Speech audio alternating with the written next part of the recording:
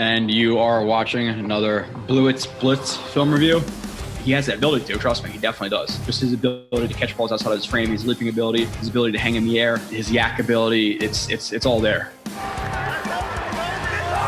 Lowers his helmet, low man wins, bang, rocks the guy.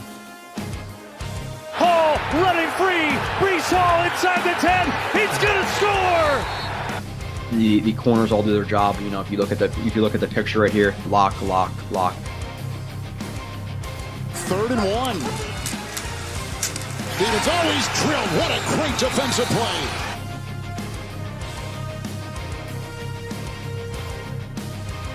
I don't try to Monday morning quarterback any of the reviews I do, and I'll try to be honest with a lot of the things I put up.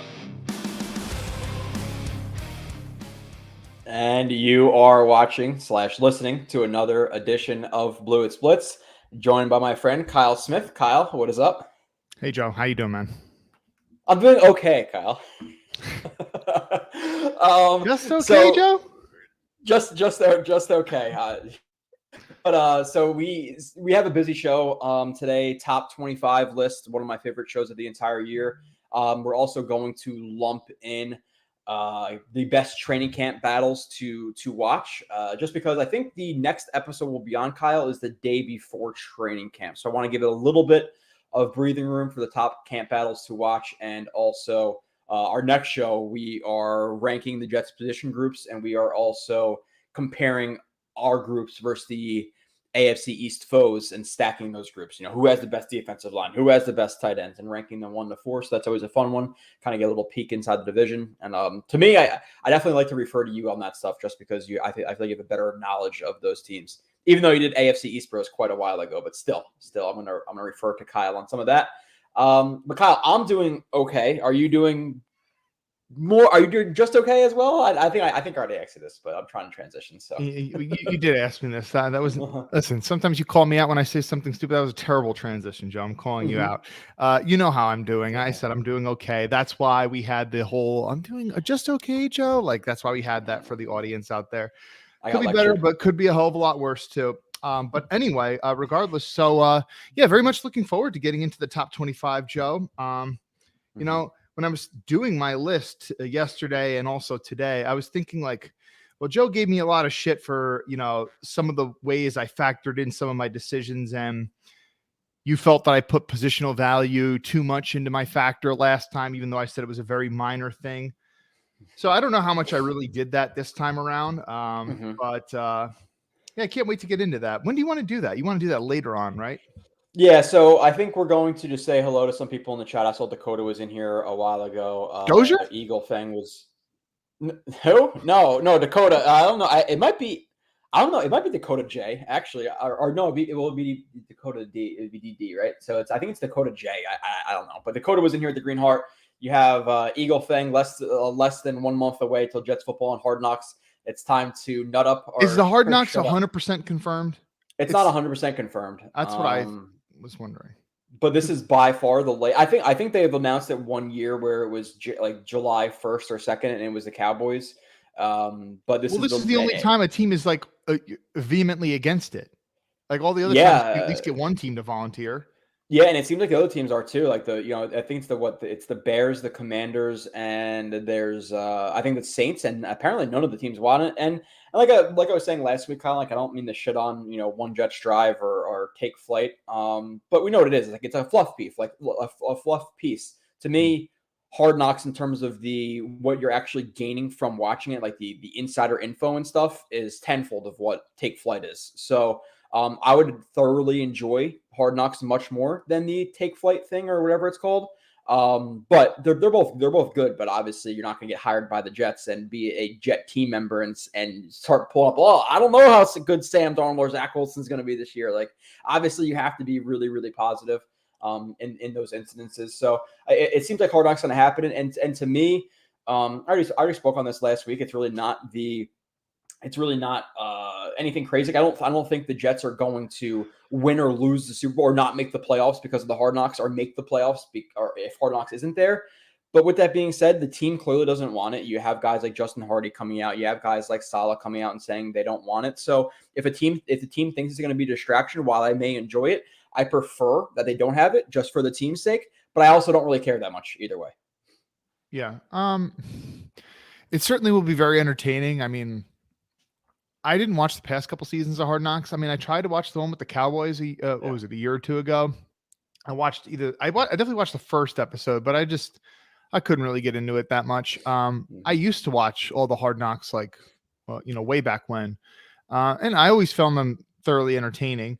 But nothing was like that 2010 Jets season. And from what I hear, that was the best one too. A lot of people say that, and I assume a lot of that had to do with Rex Ryan. But yeah, this is your team. We were so close last year. We were a half away from making it to the Super Bowl. So, when your team is the team, you're much more invested. And then there's also the part of it where it's like, you want to hear, because all those clips are going to be posted on social media and stuff and, analyzed by all these fans and stuff. And whenever somebody talks about your team, you're more invested because you either want to say, oh, this guy's an idiot, or you want your team exposed for whatever reason. You want the lesser known players highlighted who might not make it on the fantasy rosters or whatever.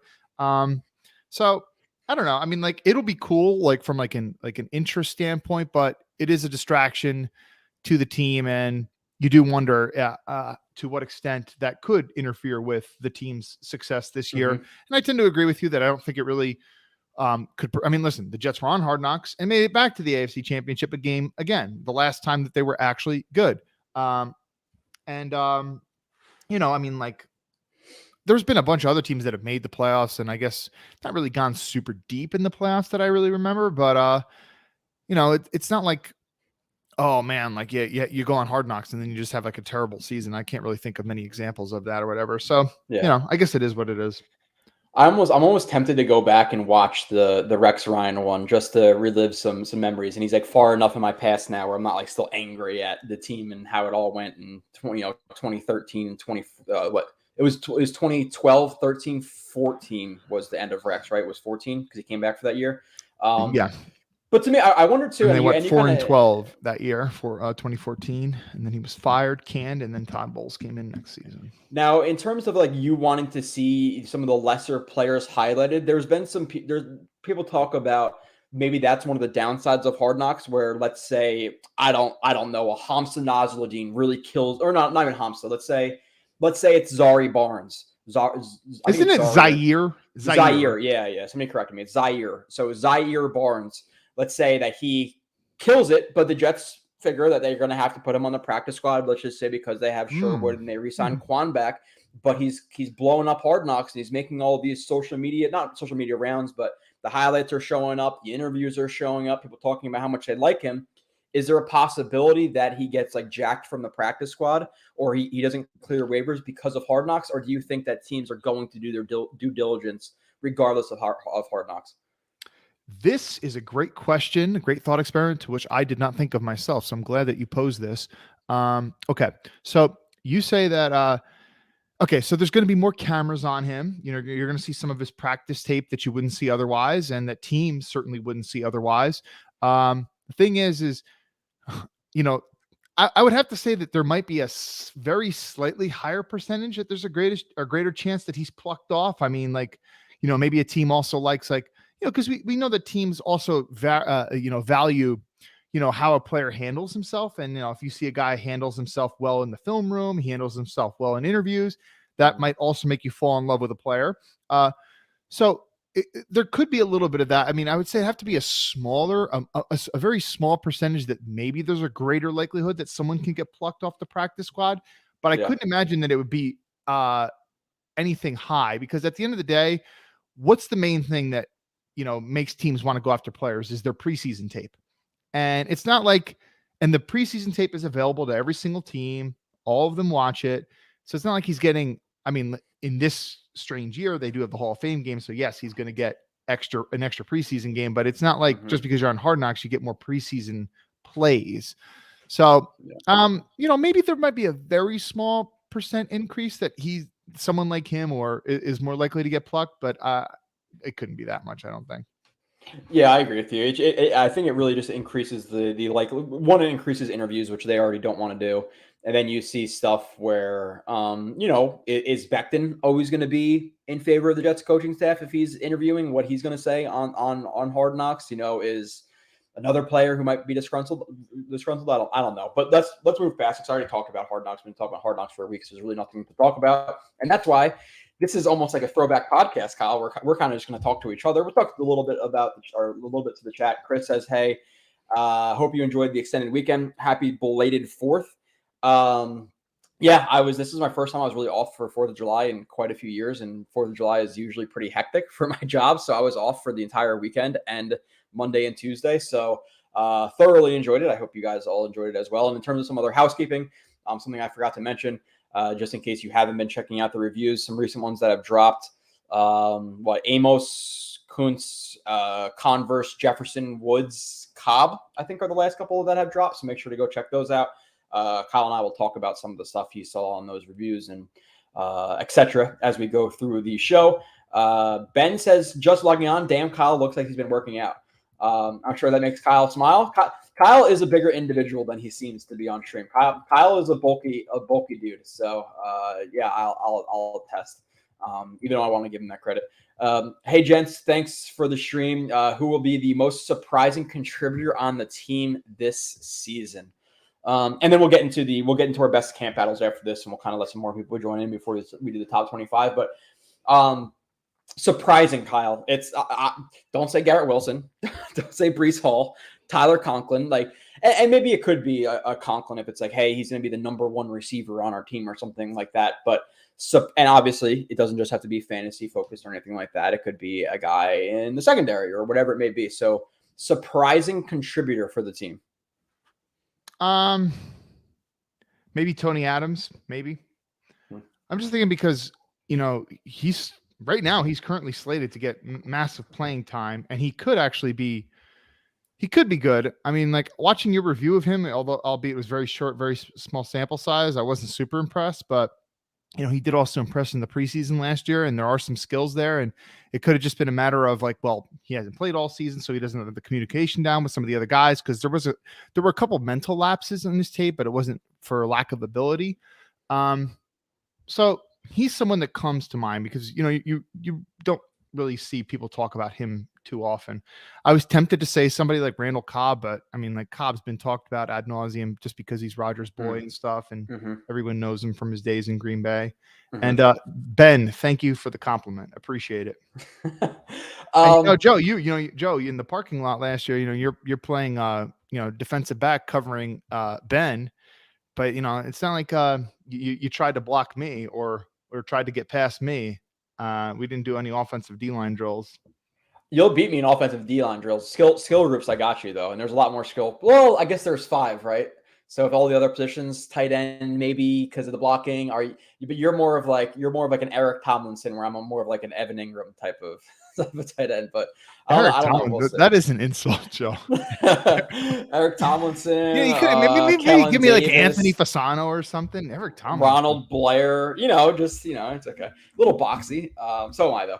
But so let's surprising Tony Adams. Yeah, I think he's kind of expected at this point not to be whatever, but I'm trying to think of But the thing is, he could actually be pretty good. Yeah, maybe. People might expect him to be a starter, but what if he actually turns into a pretty good player? It's possible. It makes sense. I think some surprise ones. I think one on offense could be Ruckert. Depending on how he develops in that fullback role, and maybe he overtakes Uzama. So I think that's probably a pretty good one for offense. And then defense, just because of assuming the roster is done at this point, which I don't think it is in July. There's going to be some waiver wire pickups, whatever it may be. But maybe Sherwood's a good one. If he's going to be that third linebacker and he's going to play in some sets, Quan Alexander got 40% of the reps. Maybe they don't give as much to Sherwood because they brought in Amos and he's going to play some reps, but maybe he plays 25-30% of the reps and he's actually pretty solid. So I would say those two guys for each side of the ball. Is he because of his home run speed? Oh, there you go. Studio at Old Rich's minus Sherwood thinks he establishes himself as a clear Mosley heir apparent this season. Tay with it says, what up guys? Just a couple more weeks until Aaron Rodgers runs out of the tunnel for the Jets from Sam, Zach, and A-Rod. Jets deserve good things. Yeah, I am really, really excited, Kyle, for that first game for him to run out of the tunnel Monday Night Football. Figuring out Dallas too. I'll be in Dallas. I was recently figured out that I can go to Vegas. I don't know if I told you that, but I didn't. I think you said you might be going to Vegas, right? So I'm definitely not going to Vegas, but I am listen, I am writing it in with pen right now. If the Jets make the playoffs, I don't care where the game is, I'm going. Gotcha. Wherever that is. Yeah, I'm going to try my absolute best as well. Art says, what's up? What's up, Art? Appreciate you. Record is a good thought. So, Kyle, let's get into our best before we do our best or the top 25, which again I absolutely love. And I made it. I don't know when I made the list, and then like every few weeks I'll go back and just look it over and be like, move him, change this guy. And it's like hard too because, and I'm not going to get into my thoughts on a bunch of guys, but like Huff is a very good player. Huff is a very good player on 20-25% of the reps. You know, so how much does that factor into a guy like, let's say, is he better than JJ, who might be able to play more reps for the Jets? So it's definitely an interesting thought process. But let's I appreciate that. So I have two favorite Jet personalities.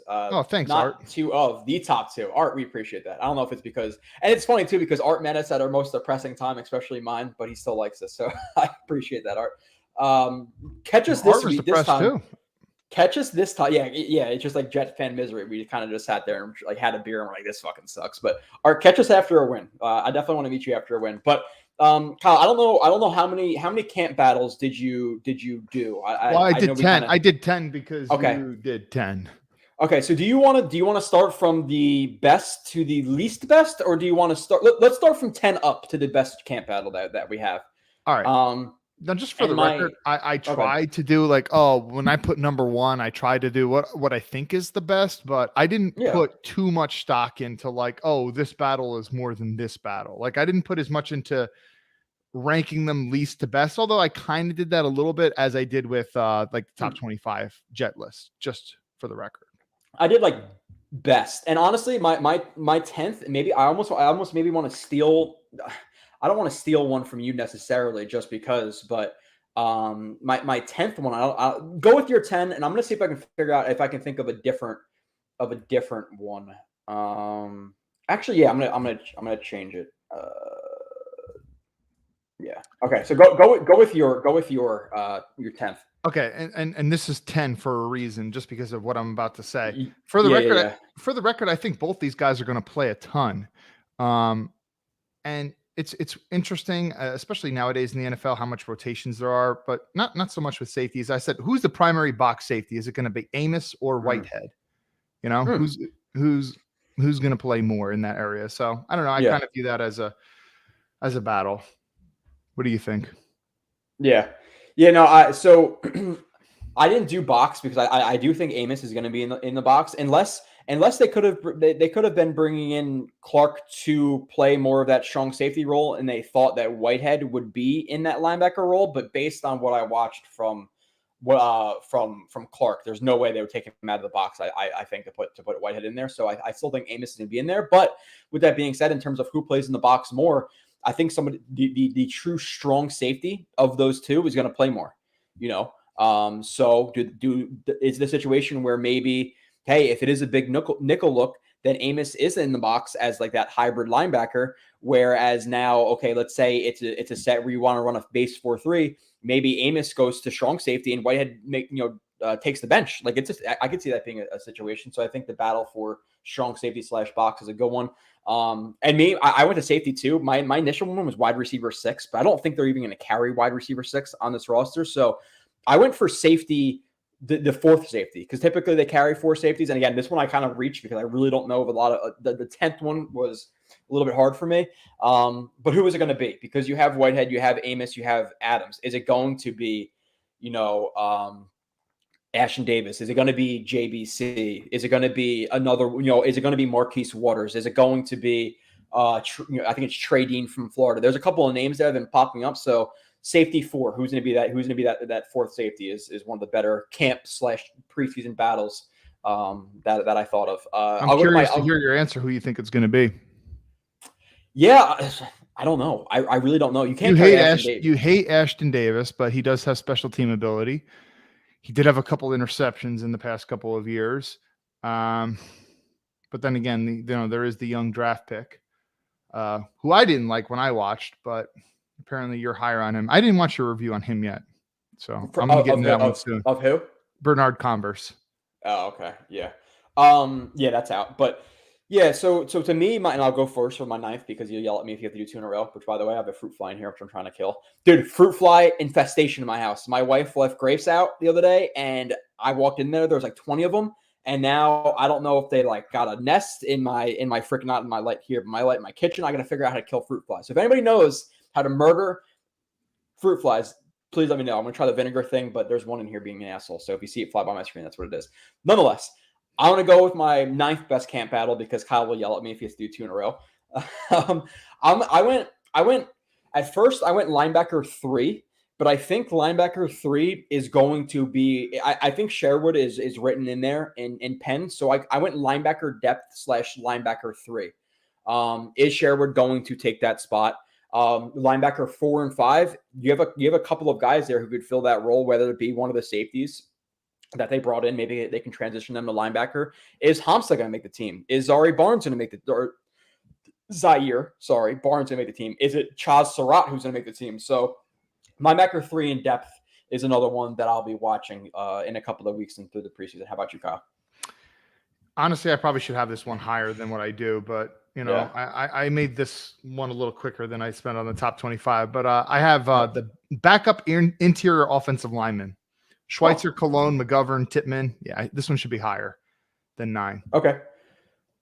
Yeah, so for me, I actually put, and this is different than Tippmann and Connor McGovern, but I put offensive line depth as my 8th. So I'm kind of there with you, just because is it Max Mitchell or is it Billy Turner at right tackle? Is it and it's kind of a competition between multiple guys. So like it doesn't have to be Schweitzer versus Cologne for right guard. It's also Cologne versus Billy Turner or Cologne versus Yadni Kajust. So they can only keep so many guys, and they have plenty of guys who are at least, names to note back there between, Carter Warren and Max Mitchell and Billy Turner, Schweitzer, Cologne. So how many of those guys are going to make the roster? And then on top of that, so you're not only battling out for roster spots, but you're also battling out for who's the primary backup guard. Is it Cologne? Is it Turner could do it as well? Is it Schweitzer? Who's a primary backup left tackle? Who's a primary backup right tackle? So that was my 8th, Kyle. So I differentiated a little bit. I didn't really throw Connor McGovern and Tippmann into there, but speaking of those who have memberships for Jets X Factor, Blewett's Billy Turner film review is quite interesting because, and we were saying this before we went on air, that Joe is of the opinion that Billy Turner's guard tape is better than his tackle tape. And based on what I saw, I tend to agree. So that's an interesting watch. And probably one of the reasons amongst several why they signed him, because he has that versatility. You do honestly wonder, is he better guard than he is a tackle? And I think it's important. I think it's important too, Kyle, to kind of like, not to get like philosophical here, but like you can't just place guys into like buckets based on like a very broad evaluation. Like, and what I mean by that is saying, okay, he's taller, he's skinnier, he's more athletic, he's automatically better at tackle, right? Like if I told you, hey, this guy doesn't have the best anchor, he's definitely more of like a positional blocker versus a leverage blocker, zone guy, not great power, you're say, oh, definitely a better tackle.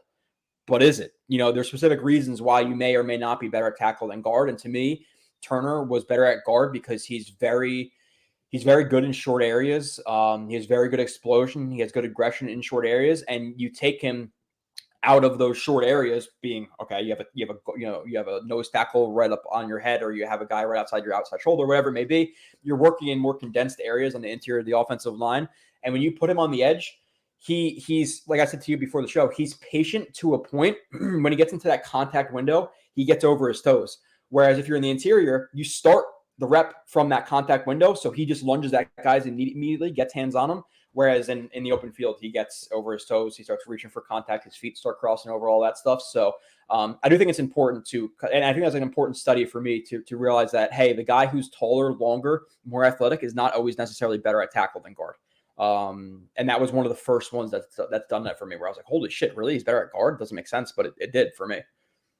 Yeah, could just be a comfort thing. Like he has a skill set in theory to play tackle, but it just might not necessarily vibe with like his mentality know, sometimes people get overly aggressive, and you want to be the person to make first contact, but you lunging into it isn't especially from distance isn't always the best thing to do.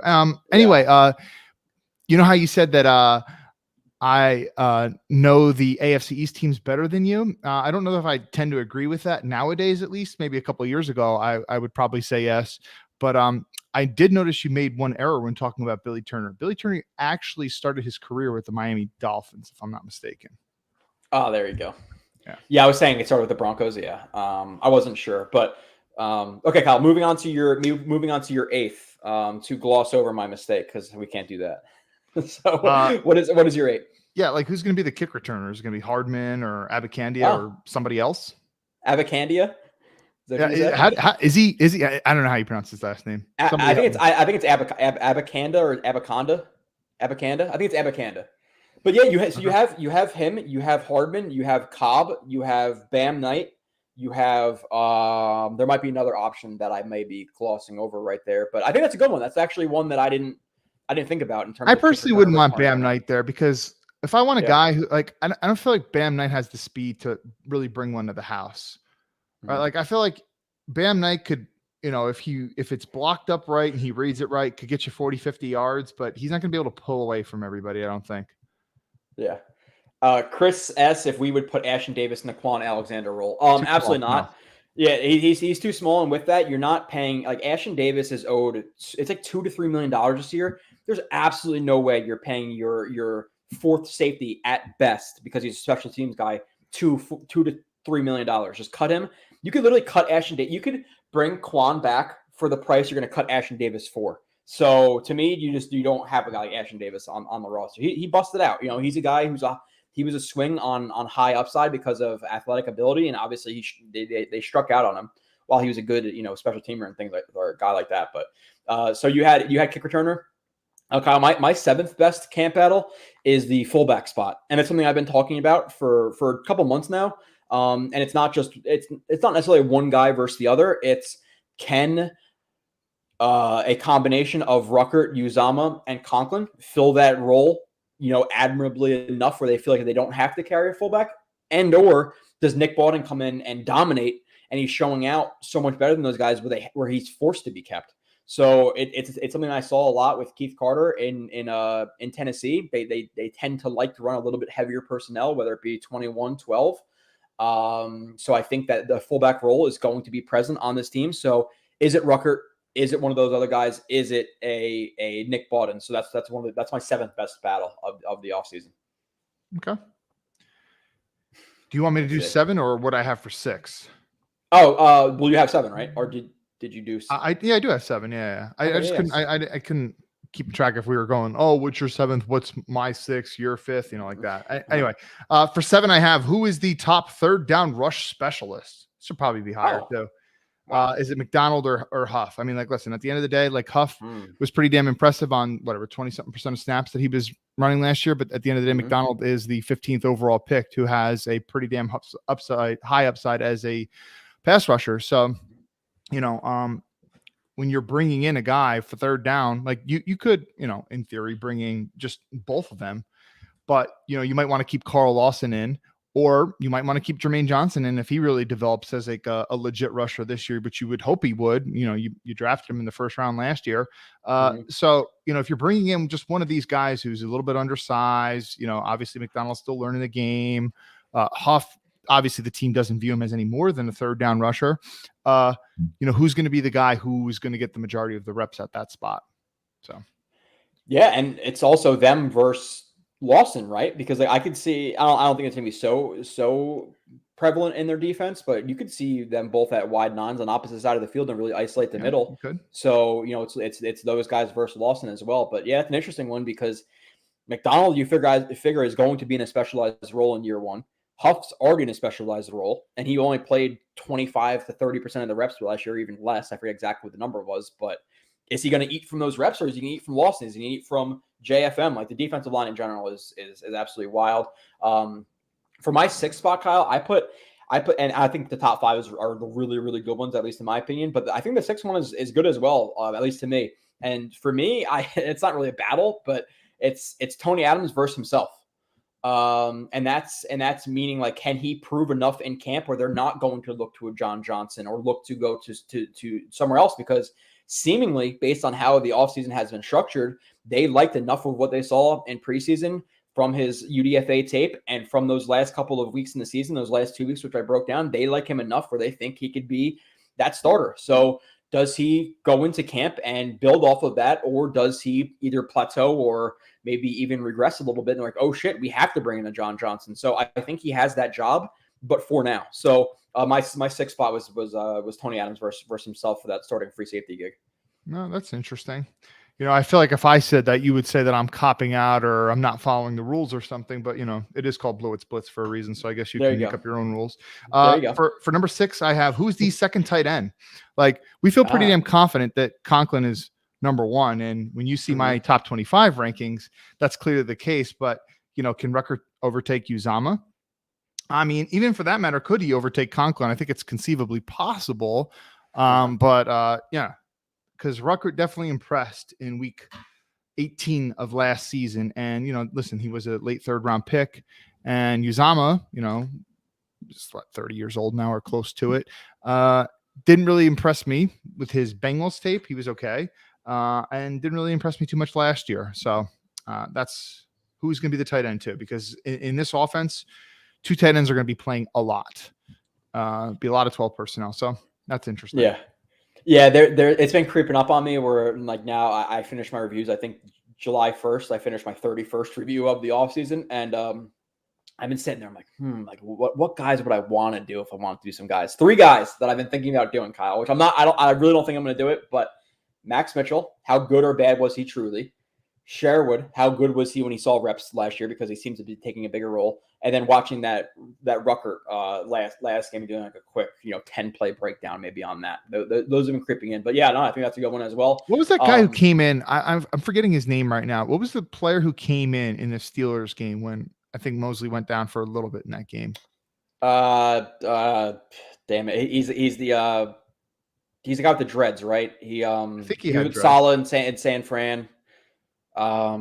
Honestly, I was more impressed by him than what I saw from Sherwood, just to be honest. Yeah, I don't remember. Sherwood did make 2 really nice tackles in that. Was it the Seahawks game where he did really good job undercutting blocks and getting lateral and working to the sideline? But that's I do think he understands the game well, and I think that's what Marcel Harris. There we go. Thank you. Harris, yes. Who was that? Art? Yeah, Art got that. Yeah. So. Going into my top 5, Kyle. This one is like it's a battle, but maybe more blown up on social media than it'll actually be. So you know what I'm going to say most likely. But number 5 in the top 5 is Becton versus Brown for that left tackle job. I think that Brown really has to lose the job more than Becton can win it, in my opinion. I think if Becton even shows out, like, great, he's gonna be good at right tackle. So to me, that's number 5, but I think Brown is the shoe, and I think Becton would really, really have to impress to have Brown either move to right tackle or be sitting on the bench. I think it's less than a 10% chance that Becton's left tackle, to be completely transparent. But yeah, I have that one a little bit higher than you, just for the fact that Mackay wants that spot so much, as indicated by how he publicly talks about it. Yeah. And that obviously it's a very important position. But I agree with you that it's a very small percentage chance that I think Becton will be the left tackle. So my number 5 was, who is the backup quarterback? I mean, Zach Wilson should not be a shoo-in. I think that would be an absolute mistake to just say, oh, well, he's definitely going to be our number 2 no matter what. And I really wish, as do you really wish, that the team would bring in somebody else, whoever that might be. Because anyway, but yeah. He needs to earn it because he did nothing of the kind by his play last season. For sure. I will say this, though. When they did that interview with him like a week or 2 ago, whatever it was, maybe 3 weeks ago, he did seem quite humble, where he said something along the lines of, hey, listen, I just didn't get it done last year. Like, I understand why they brought in a quarterback. That's exactly what he needed to say. So, it was everybody else's fault. It was everybody else's fault, including the wind and all that. No. So my number 4 is you already mentioned this a little bit, but I have wide receiver 2. I have that too at number 4. Yeah, I have wide receiver too. I think it's a battle between Corey. It's probably Lazard in pencil right now, but I think if Corey Davis can impress Rodgers enough, then Corey Davis could see more reps. It's just like I don't want to shit on the guy, but Lazard has literally the worst hands I've ever seen. It's just it's true. They're terrible. Whether I be doing an Aaron Rodgers review, a Cobb review, a Billy Turner review, Lazard continues to catch strays from me because he just can't catch. But that one, I don't know if it was a Billy Turner review, but Rodgers does a good job, rolls out to the left, throwing across his body, throws it to the sideline. Lazard sitting there, squirts right through his hands. I'm like, bro, just catch the ball. Even like some of his really nice plays, like that really nice catch that he had against the Dolphins in Christmas Day or whatever it was, and he rolls over and manages to he lands on his shoulder but still cradles the ball in, like he still bobbled it. It's like even on like a great play that he made, he was still catching those strays. It was really frustrating. And Joe, I don't know if you put out all 4 parts yet to the public yet, at least on Jets X Factor. It's only part 1 and 2 right now out. I've watched all 4 of Joe's reviews with Aaron Rodgers so far. The Billy Turner, I watched the Lazard one's probably at least a good 2.5 hours. That one in and of itself. And dude, you were actually trying to be really respectful and not really shit on his hands too much. But I think eventually at the end you were kind of like, listen, it's not hyperbole to say that these are the worst hands I've ever seen. And Kyle, and again, I'm not trying to be a dick here, but for the people, is there any way to quantify it for the people who say that Corey Davis has just as bad of hands, or maybe don't really understand how much better Corey Davis's hands are than Lazard? They're a lot better. I don't know what the stats say. I know Michael could give those stats to us lickety split quick, but I don't give a shit what the stats say. I don't care if it's a 1, 2, 3% difference. They are significantly better for Corey Davis. Yeah. So Eagle asks worst hands than Mims. Mims had good hands in college, so I mean, at least he has that ability. I think his confidence is so broken that might be a factor in it as well. Mm-hmm. Mims, I mean, you could see that it's a confidence factor just by the fact that he's jumping up really high to catch a ball with his body when the ball is all the way over his head. So with Mims, I think it's kind of like a confidence thing as well. But the fact is there's not a big enough sample size to really even compare. Whereas Lazard has played a good amount of snaps throughout his career that you can kind of say, okay, this guy definitely doesn't have good hands. Mm-hmm. I'm going to catch up to the chat really quickly until we get before we get into our top 3. But we have the great Aristotle Socrates and the great Joe Blewett. So you're a big philosopher, Joe. No, I think he's referring to you as the great Aristotle Socrates. I think he commonly refers to you like that. But I didn't catch up on the videos. Why. I've been on a mini vacation, but did Revis and Klecko kiss and make up yet? They got into a fight? Yeah, it's so stupid. It's so no idea. stupid. This is news to me. Dude, I'm gonna explain this so bad because I'm not the guy to be in social media scruffles and all that shit. Well, we can have the chat help us out. To my understanding, it was basically Revis giving a compliment oh, it's so great that the 2 best Jets players in history are going to go into the Hall of Fame together. And then Klecko was like, yeah, it's great that the 2 best guys are going into the Hall of Fame together. And then Revis basically commented and said fuck you. I only said that to be nice. I'm the best ever, bar none. Nobody's close to me. That's pretty much what happened. What? That's pretty much what happened in a nutshell. At least that's my understanding. And then Revis came back out and said, oh, well, I didn't really mean it. It was something to the effect of Joe Namath disrespecting him in front of other Hall of Famers because he was talking about how Revis didn't answer a text. But it was what does Joe Namath have to do with Joe Klecko, though? No. I every single time I said Namath, I meant Klecko, if I fucked that up at all. It was all Klecko. Okay. So yeah, I guess Revis was like, hey, yeah, it's great that two great Jets are coming out and together. And Klecko was like, yeah, man, it's great. And then Revis was like, nah, bro, but you're still mid and I'm the best. That's pretty much in a short story what happened. So Revis just being super petty like he always has been. But I wanna love Revis. I mean, my birthday's coming up. Revis actually has the same birthday as me. I want to love the guy, but when you think about the contract stuff, when you think about how basically he was obviously really washed at the point in 2016, but he kind of cave up and literally let Terrell Pryor bitch him. And then I mean, it's just like a bunch of little things. And I also like know someone who kind of somewhat knows him too, who said he's kind of a dick. Oh, you could tell he's a dick, dude. There's no what you know Revis is a dick off the camera and all that stuff. I'm sorry, you could just tell. Like I remember, and this happens with a lot of people, but I remember going to see the Globetrotters as a kid and like waiting in a long line to get the main guy's signature.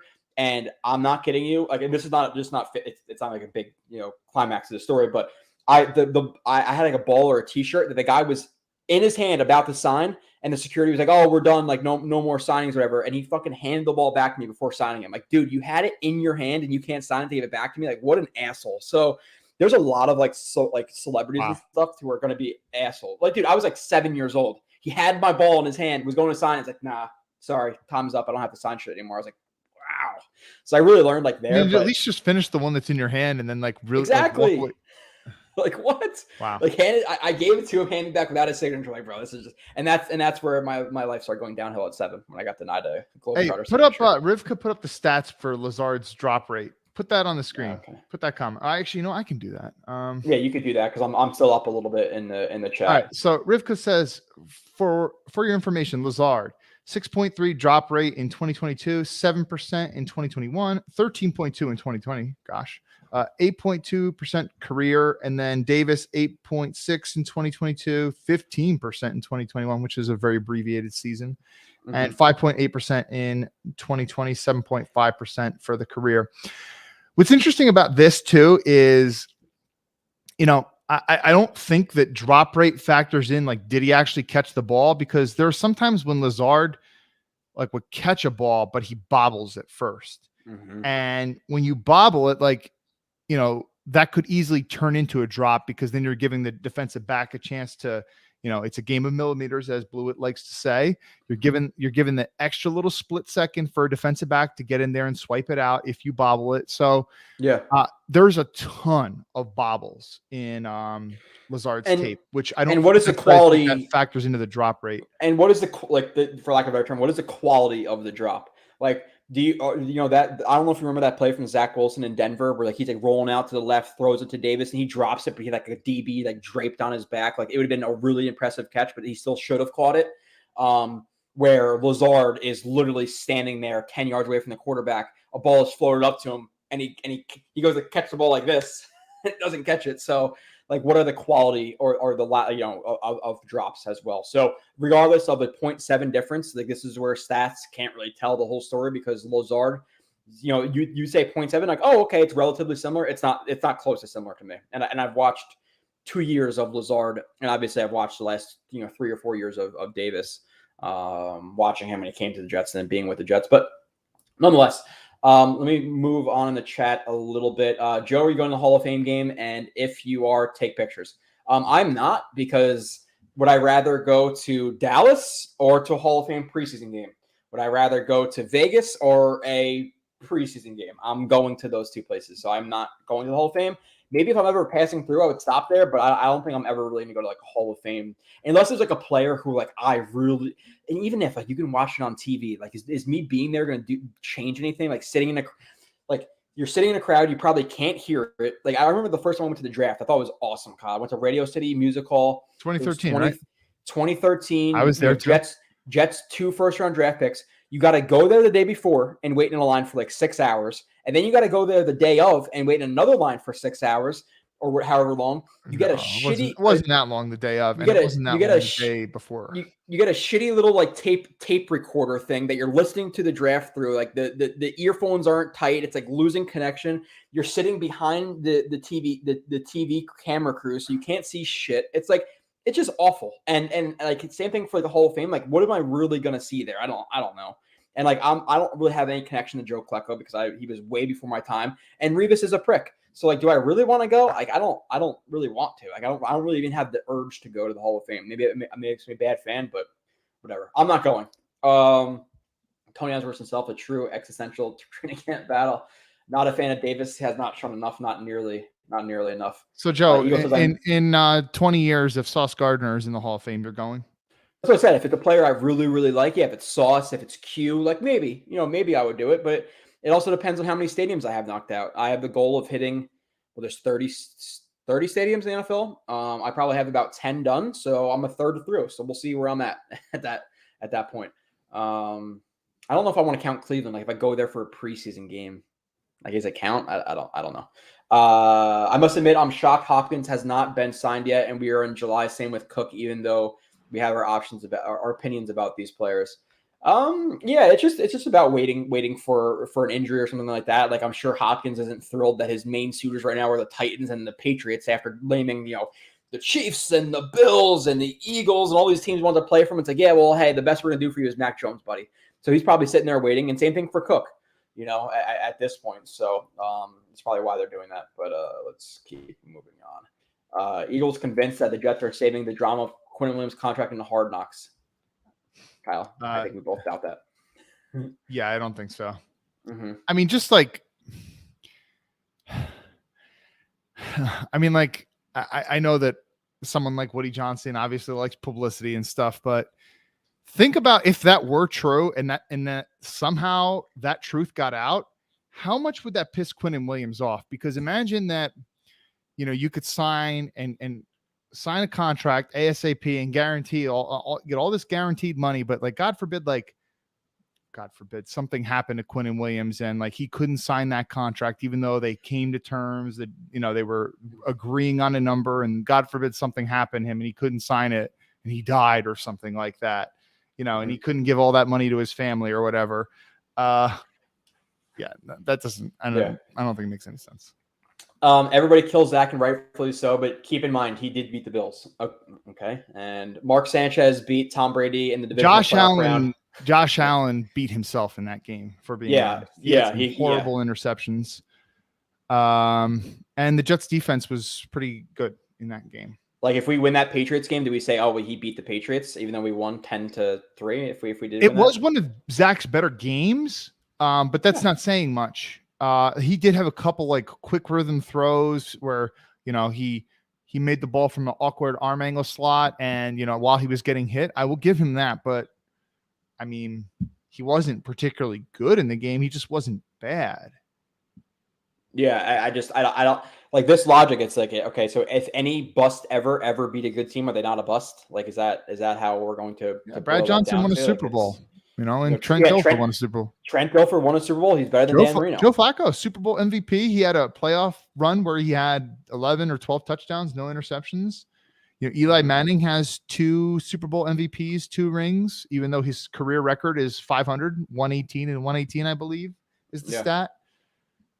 Yeah, you can't. Wins are not a quarterback stat. We've discussed that thousands and thousands of times. Mims was Stonehand in college. He was not. Now I don't know what his drop percentage was, and that's the thing that's frustrating too, because there's always context of situations. It's because when he's coming out of Baylor, Kyle, remember, it was like, Mims, he's not a. There's a lot of. He was snagging balls in college, For sure. And one of the things that they talk and I about think he's a player who got a lot better as the years went on in college too. So he might have had a pretty high drop percentage as a freshman or a sophomore or whatever. Yeah.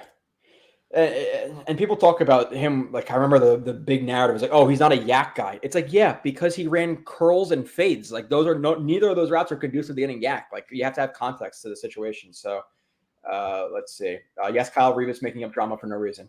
Yeah, it was not a pretty look. And then a couple of days later, I'm not going to get into it, but Mangold tweeted or something like that. He's like, I have a Super Bowl ring. You don't. It was joking. I did see Probably, but maybe not. Just how much of a narcissist he is. He could have easily been not joking, but I'm not going to go crazy about it.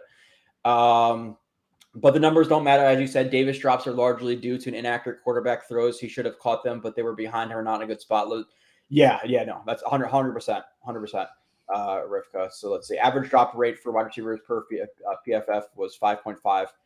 Davis was at 5.9 before he came to the Jets. Yeah, so I thought he had some drop problems, but it wasn't a major issue. And like I said, it's exemplified when Zach Wilson can't get more than one ball 10 yards, and when one of those balls that he gets 10 yards is dropped, you're going to exemplify the problem when it's not as much of a problem as it maybe is. Swolsey says, "Bros, what's up? Mangle won't make it to the Hall of Fame, but that would be fun." Yo, Dix, yep. Angle, Stephen Angle, always insulting when he comes in. I love it. He said Mangold won't make it to the Hall of Fame? No, is he going to? Why wouldn't he? Eventually. I don't think he will. He was a Pro Bowl center, almost as a rookie. He Yeah, was considered like the best center in the league for like close to a decade. Was he the best center in the league for a decade though? Like, was Close he to the it. best? I don't. He was drafted in 2006 or 7, if I'm not mistaken. 6? 6 with Brickashaw. 2006. Yeah. Okay. He played, I think his last year was 2016 season, maybe. All of his career with the Jets. He was, he almost immediately was one of the best centers in the league, if not the best, his rookie year. How many Pro Bowls did he make? How many playoff games did he win? I mean, like, you want to talk about centers, like, how many centers in the past 10, 20 years could you say are better than Nick Mangold? Not many. So that's a hard, obviously, it's like a hard thing to quantify because how much do we watch of other centers really to know that? But we'd have to like really get into the nitty gritty of like who, what, when, where, why of like Nick Mangold's career. But I feel like it's not a lock as much as you maybe. Well, Rivka said he made 7 Pro Bowls, 2-time first team All Pro, 1-time second team All Pro. I mean, come on, Joe. What's up, Murdog? Alamar says Brick's record of conspicuous snaps is one of the most. Now, Brick is someone who probably shouldn't make it. I mean, that's an impressive stat that he played somebody, but I mean, he's only like a 2-time Pro Bowler or something like that. Hall of Very Good, like that would be definitely the Hall of Very Good for guys like Brick. But I don't think Mangold will make it. He was a 3-time Pro Bowler if I recall correctly. Only 3 times, really? Yeah, I don't think he is. No, that's Rivka's earlier comment. She said 7 Pro Bowls in 11 years at 652. So okay, 2-team all. Like again, how do you quantify? But we'll move on. Jason Kelsey's a bunch of all pros. I think. Okay, yeah, Jason Kelsey, you could argue he's better. I mean, but Jason Kelsey, he didn't start. I don't think he was like a day one starter, if I'm not mistaken. He certainly got better as the years went on. Like you could say that Kelsey's better later in his career than Mangold is. I'll give you no argument there, but earlier in the career, Mangold was better. So it's definitely a comparison. And who's going to say that Jason Kelsey is not going to be a future Hall of Famer? Yeah, no. Rollins says, wow, we are delusional fans. I don't know if he's talking about you, Kyle, with saying Nick Mangold's going to make it or not. I don't know. I think Rollins Perry is choosing violence today, but it's okay. Nick Mangold resume, 2-time first team All Pro, second team All Pro, 7 times Pro Bowl. I don't know. Again, how do you quantify it? To me, it's not a lock though. But moving on, Kyle, to our top 3 camp battles. He might not be one of these guys who makes it the first year he's eligible, but if you're telling me that he's not going to make it at some point in his life, I would bet a lot of money that he makes it at some point in his life. He's already in the Ring of Honor, right? What game was that? Like, I forget what game that. Revis was the Bears. Was Mangold the Patriots game that you and I went to? Yeah, it might have been. Yeah, I think so. And then there was another guy, right? The Brickashaw Ferguson was the. I wasn't at that game. Yeah, I forget what game was the Bengals. Maybe? I think the Brickashaw Ferguson was the Bears because I felt bad because it was freaking pouring. And there was it was Revis to the Bears. I think both of those guys got inducted. It was raining and nobody was there. So it is what it is. Okay, so moving on, top 3 camp battles. Kyle, what's your third best camp battle going into what we got like 2 weeks until camp? Who's running back 2? Because in my opinion, there's no denying that Knight was better than Carter last year, but Carter has, he has that first year where he was, pretty damn good. And then you also got Izzy, who's also in the mix too, I'm in lockstep with you, by the way, Kyle. Running back 2 is my number 3 as well. So we got wide receiver 2, or running back 2, lockstep. Okay. So what's your 2 then? Running back 2, I agree with you because if I told you any one of Carter, Knight, or Izzy's the running back 2, I don't think I think you'd probably be a little bit surprised with Izzy that quickly. But you wouldn't be shocked at any one of those 3, and they all have like as much positive like outlooks about what they can be, or they all have a bunch of positive outlooks of what they can be, but they also are stacked with question marks, right? Like Zonovan Knight was how many games where he was good? Michael Carter was good for a season and then really bad for a season. Izzy is a complete question mark. So they could all end up being bad or actually pretty damn good. So it's definitely interesting with that. So running back 2 was my number 3. My number 2 was the center battle between Tippmann and McGovern. I know you kind of lumped that in before with depth, but I think that's a legitimate starting spot that is up for grabs, which maybe that and Tony Adams at free safety are the only ones that are like truly up for grabs. But the center, I can see it going either way. I think that if Tippmann's close, it's probably Tippmann. But who's to say that McGovern doesn't win that job? Like, I don't look at McGovern like he's Wesley Johnson or Jonathan Harrison. Like, he's still an average-ish center to me. So like, who's to say that if Tippmann doesn't come in a little slow, it is a McGovern. So that's number 2 to me. I think that could legitimately go either way. Who do you think was worse, Jonathan Harrison or Wesley Johnson? I don't know, man. I feel like Jonathan Harrison was a smaller sample size, right? Wesley Johnson was like a whole year. That was fucking bad. He was really bad. Yeah, that was terrible. So I actually have center Tippmann and McGovern as my number 1 battle. And my number 2 was like the tackle positions. And I just wrote tackle positions because there's, a lot of guys like, listen, Kajust has a decent amount of starts. I don't think he wins the job. I don't think he wins the starting job. Bro, Kyle, you said you haven't watched a few reviews. I haven't. That's one of them I haven't. You don't like him? He is bad. He is bad and he's injured. He is not making the team, dude. Okay. All right. That was bad. It was bad. I was giggling to myself sometimes. I was like, shit, dude, this is not gonna be good. I don't remember thinking he was good when we watched him against when we played him last year. Dude, he there was one play sequence, I think I bring it up, where like he gets shit on, gets benched, comes in the next play, or like his next play, like 2 quarters later, gets shit on again. I was like, oh my god! Like, what's so bad about him? Quick, everything. Just tell me. Everything. Okay. He plays really high. He lacks aggression. There were so many problems that I can't even put it to one. He's bad. He's really bad. Right. And he's often injured. So no, he's not going to make this team. But continue. Sorry. So I basically wrote something that you said earlier, like, how tremendous would Mekhi Becton have to look for him to honestly win the left tackle job? And I truthfully don't believe that training camp is a place where you could do that. Like, I feel like the only way that could really happen is him playing against legit competition from another team. Now, I know that the Jets have some joint practices with the Bucs or whatever. And in those joint practices, for at least a period of time, they do let the teams honestly go at one another. But how much snaps is he really going to play in the preseason? I do wonder this. Will they put Mekhi Becton at left tackle in the preseason just to kind of see where he's at and stuff? That would be curious. But I don't think that he's going to get enough chance to really show out and prove that he should be starting at left tackle versus Dwayne Brown. So, and then is Mekhi even guaranteed the right tackle spot? I have to think that in my mind, he's definitely going to beat out Max Mitchell, Carter Warren. I know you told me to watch that one. I've been a little disgusted based off of my own watching of him and what you told me about him, which seems like you hate him even more than I do. Hate's a strong word, but yeah, you feel it. Hate his play. Not a fan. Not the man, but his play. Not a fan.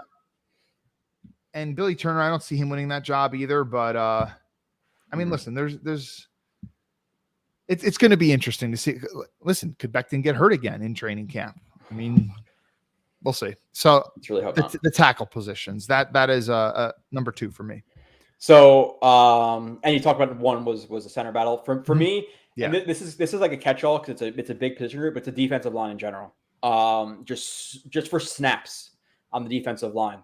Like, it's not just, DNs versus DNs or D tackles versus D tackles, because you have a situation where, I don't know, McDonald impresses so much that they're going to have to kick JFM inside more than they wanted to. Then Quentin Jefferson loses reps. Does Quentin Jefferson play enough where they can't kick him inside? So it's a battle between everybody for snaps on the defensive line, minus, Quinnen Williams. But anybody past that, whether it be Lawson, McDonald, Huff, JJ, Quentin Jefferson, Al Woods, JFM, they're all competing for reps, in my opinion. So the defensive line and how many reps they get in general is my number 1 battle, because there are 10 or 11 absolute dogs there. So I think that's gonna be a really, really fun one to watch. That's funny. I didn't even have that one at all, and I totally understand why you put it. But I didn't put it just because I know that they're all going to get some reps. Like, they're all going to get a decent amount of reps. That's just how they run their rotation. So I just didn't really consider it too much of a battle. Like, I feel like even the way that Saleh likes to and Ulbrich like to run things, like, even if a guy isn't playing particularly good over the past 3-4 games, he's still going to at least get some reps. So, and if I could say something about my number 1 spot, the center thing is, when I was doing this list, I probably put McGovern a lot higher than I would assume most people in this live stream right now would put him. Yeah. So I probably did too, which is interesting. Rivka says, what happened to Carter? Like, really, I obviously have to go back and watch like every single rep one for one and see. To me, I really think he was battling an injury. I don't think it was vision. He just didn't break as many tackles. He wasn't as elusive. So because in week one, when I watched him in week one, just like passively, it was night and day the amount of tackles he broke in year one. And again, I don't know the stats, but versus year and two. Even early on, seemingly. And that's just seemingly early on. Again, I've watched thousands of reps since then, so I kind of forget. It was the review that you did for which player? Was it AVT? Your AVT review, I think. You pointed out in the Ravens game week one, Carter had a big run. I forget the design of the run, but it was a big run. It was right around midfield. And, he's bouncing off tackles and stuff. He's making a nice cut in open space. And you're like, this is the Carter from, year one. And that's week one. So he probably doesn't have an injury at that point yet. So that would kind of make sense. Mm-hmm. Yeah, it's going to be I'm really curious to see exactly how he plays out. But I think it was injury because I really don't have an answer. Now, maybe if I went back and watched him, again, rep for rep, then maybe I would know. But we have Alamar saying week 7, a bandit candle will be number 2, which I could legitimately see it being anybody. If I had to bet, I would say I would take the field in Carter or Knight over him as the number 2, but I could see it easily. So keep moving on. I think the Jets want Pittman to start, but it won't just hand it to him. Yeah, I think ideally you'd want your second round center to be the better player than your guy that you just gave $1.2 million for a year. Yeah, so you definitely have to start, but it depends. What do you guys expect out of Hardman this year? Really, he's going to have a couple of big plays. When he gets into space, he can really turn on the Jets and pull away from people. He's actually not soft either. Like, he can run away from an arm tackle. He could push forward, like if it's like a crowded pile, like he could push forward for like an extra 2 yards or something like that. But he really lacks understanding of, defensive coverages, route running, catching the football. Zone. Yeah. He's really, and this is tracking the ball in errors. Tracking the ball. I expect like a souped up Braxton Berrios. I expect a little bit larger of a Braxton Berrios role. I expect him to see more touches than Berrios did on like design touches. I expect to see him use a lot more vertically than Berrios was, but I expect him to be, wide receiver 400 or 500 yards, maybe, a couple hundred yards, rushing the ball on like sweeps and end arounds and things like that. But pretty much a souped up Braxton Berrios role, not the same player. Did the Jets have any backup tackles who can play at all? Yeah, like I'm semi-confident in Max Mitchell as a backup. I would say Turner as a backup isn't the worst case scenario, but like if you're telling me, hey, George Fant or Billy Turner, to me, I would rather have George Fant back on the team than a Billy Turner. Now, Billy Turner's a little more versatile. You can play inside or outside, so maybe they value that. But how many teams really have backup tackles that can play, like legitimately can play? So yeah, I would say I would be more comfortable. If there was a George Fant on the team, like last year when it was going to be Fant and Becton, they were bringing in Brown, right, to potentially back up Becton before the injury, and they drafted Mitchell. If that were the scenario, I'd be more comfortable with last year's depth if Becton never went down. But it's okay right now. Like we have a couple of bodies, but if Yannick Kajus comes into the game and he's on the team, we're really fucked. So hopefully he's not on the team, but he has his skills. I love Hardman's signing speed kills. Yeah. And especially considering it's like $5 million, right? It's not really a big contract. So I think Hardman is a good fit with Rodgers' skill set. Like Rodgers with that really quick release, the way that Rodgers plays in the screen game where he could just get the snap and just fling the ball in there without even having to set his feet. You give Hardman a chance to catch it and start running before the defense really gets a chance to react. And, I'm saying if you give him a little crease, he can take that a long way. Yeah, like he'll be the type of guy, almost like with Izzy, like he'll be the guy who will drop a slant on 3rd and 4 and really piss you off. But then he'll take a 40-yard end around on 2nd and 12 and like, oh shit, okay. Like he's very volatile, either negatively or positively. And Rifke, yeah, like I said, I think they were trying to sign Brown before Becton got hurt. Like he was actually at the green and white scrimmage, and then Becton got hurt like a day later. And then Brown was like, yo, listen, give me like $10 million instead of that 5 we were talking about, and the Jets had their hands tied there. But yeah, no, I know. I'm just saying if they were to sign him prior to that, usually don't like doomsday hypotheticals, but if the O-line struggles again and the year doesn't go great, how hot is JD's seat? Was supposed to be the O-line guy when he came in. I don't think he gets fired. I think Woody Johnson likes him too much. Just see the way he posts about him on social media and think about the way that Woody Johnson talks about him in like some of the One Jets Drive or Flight, whatever it's called. He's pretty high on him. Now, obviously winning and losing changes everything. Yeah. But I don't think the team is going to lose enough games to the point where you'd blame it. You'd be more likely to blame it on the coach than the GM. So I think Joe Douglas is definitely here for another year. Yeah, and and with him, it's a lot about the process versus results. Like, you pick Becton. Did you expect him to be this injured? That's kind of hard to see. AVT, did you expect him to hurt himself last year? Like, he's had plenty of injuries that you don't typically have on an offensive line. Which, by the way, Kyle, you mentioned the Michael Carter thing. Dude, AVT, that review, that's someone's going to come out. He is so goddamn good. Like, he just, and it carried on through college where I was like watching his USC tape. Like, he's almost boring because of how like consistent he is. Same thing in the NFL. Like, he was such a stud before he moved to tackle, and he was good at tackle, but you saw some flaws start to pop up at tackle more than they did at guard. He is an all-pro guard. Do not move him. Yeah. So yeah, no, he was great at guard. He definitely struggled in that Pittsburgh Steelers game going against Highsmith. Mm-hmm.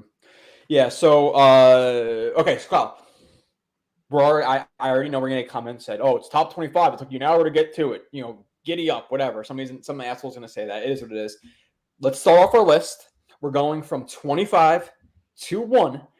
I did not personally put any kickers or punters in here because I didn't want to do that this year. If you did, great. That's fine with you. Do you want to start list off at 25, go to 1, and then talk about some guys who just missed? Or do you want to talk about some guys who just missed prior to even going into the list? Or do you feel like maybe it's better to leave those guys hanging? Maybe they can make an appearance. Yeah, let's leave them Well, hanging. this was my thinking this year around. In previous years, I would always write 1, 2, maybe 3 guys that almost made it. This year, I was like, screw it. It's called top 25 for a reason. If you didn't make it, you didn't make it. That was my thinking this year. Okay, so I didn't write any honorable mentions. I wrote down honorable mentions this year just because we have quite a few who in prior years might be in the top 10 who are not even on the list now. A guy like Uzama a couple of years ago would have been, I don't know, 15. Now is he on the list? I don't know. We'll see. But Kyle, let's start this off. My first one is a little bit of I think it's going to be someone that surprises you. So let's go to yours. Let's go to yours first. Who is your 25th? Oh, you're going to do that big build up and then not. Who is Tommy? Who is so the number best 25? 25 for me is Joey Tippmann. Okay. So I have him. Actually, I'm not going to say exactly where I have Joe Tippmann. It's only a few spots higher. I think I should. Actually, I'm not going to write yours down. I was just starting to write yours down. Somebody in the chat can do it. Somebody did that last year. I think it was Mike. Yeah, I think it was Mike, who I haven't seen in a couple of minutes, but I know there's nothing going on here. My 25th best player on the Jets this year, Kyle, and it's almost hard to like, okay, is it now? Is it at the end of the year, what we're anticipating?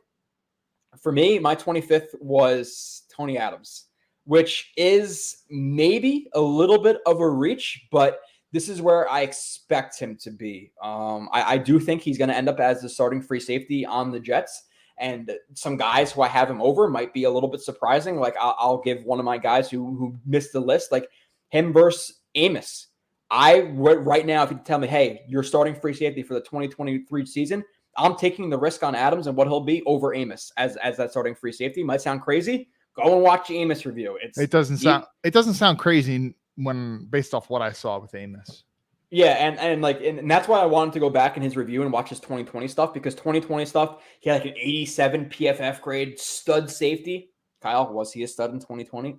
I don't think so. Like not at all. So to me, and we'll go into exactly like average, above average, whatever. But like as a 25th player on the roster, I think we've come to a point where that player is about like an average-ish level starter in the league. And I think Tony Adams at starting free safety this year, maybe I'm taking a little bit of a leap of faith, but I think he's going to be like an average level free safety range. So he started off my list at 25. Well, that would be great if he can achieve that status. So cool. So you got to go to 24 first, since I did 25 first. 24. Yeah, it is so. I don't know. I'm just gonna leave my list how it is. By the way, I must say that I am a little surprised that Adams is at 25, just because there could be some other players there. Not that you'd have him higher than Amos, but it is a small sample size, and obviously the coaching staff thinks higher of the player than most Jets fans do at the moment. But your small sample size review wasn't necessarily great. There were some coverage busts.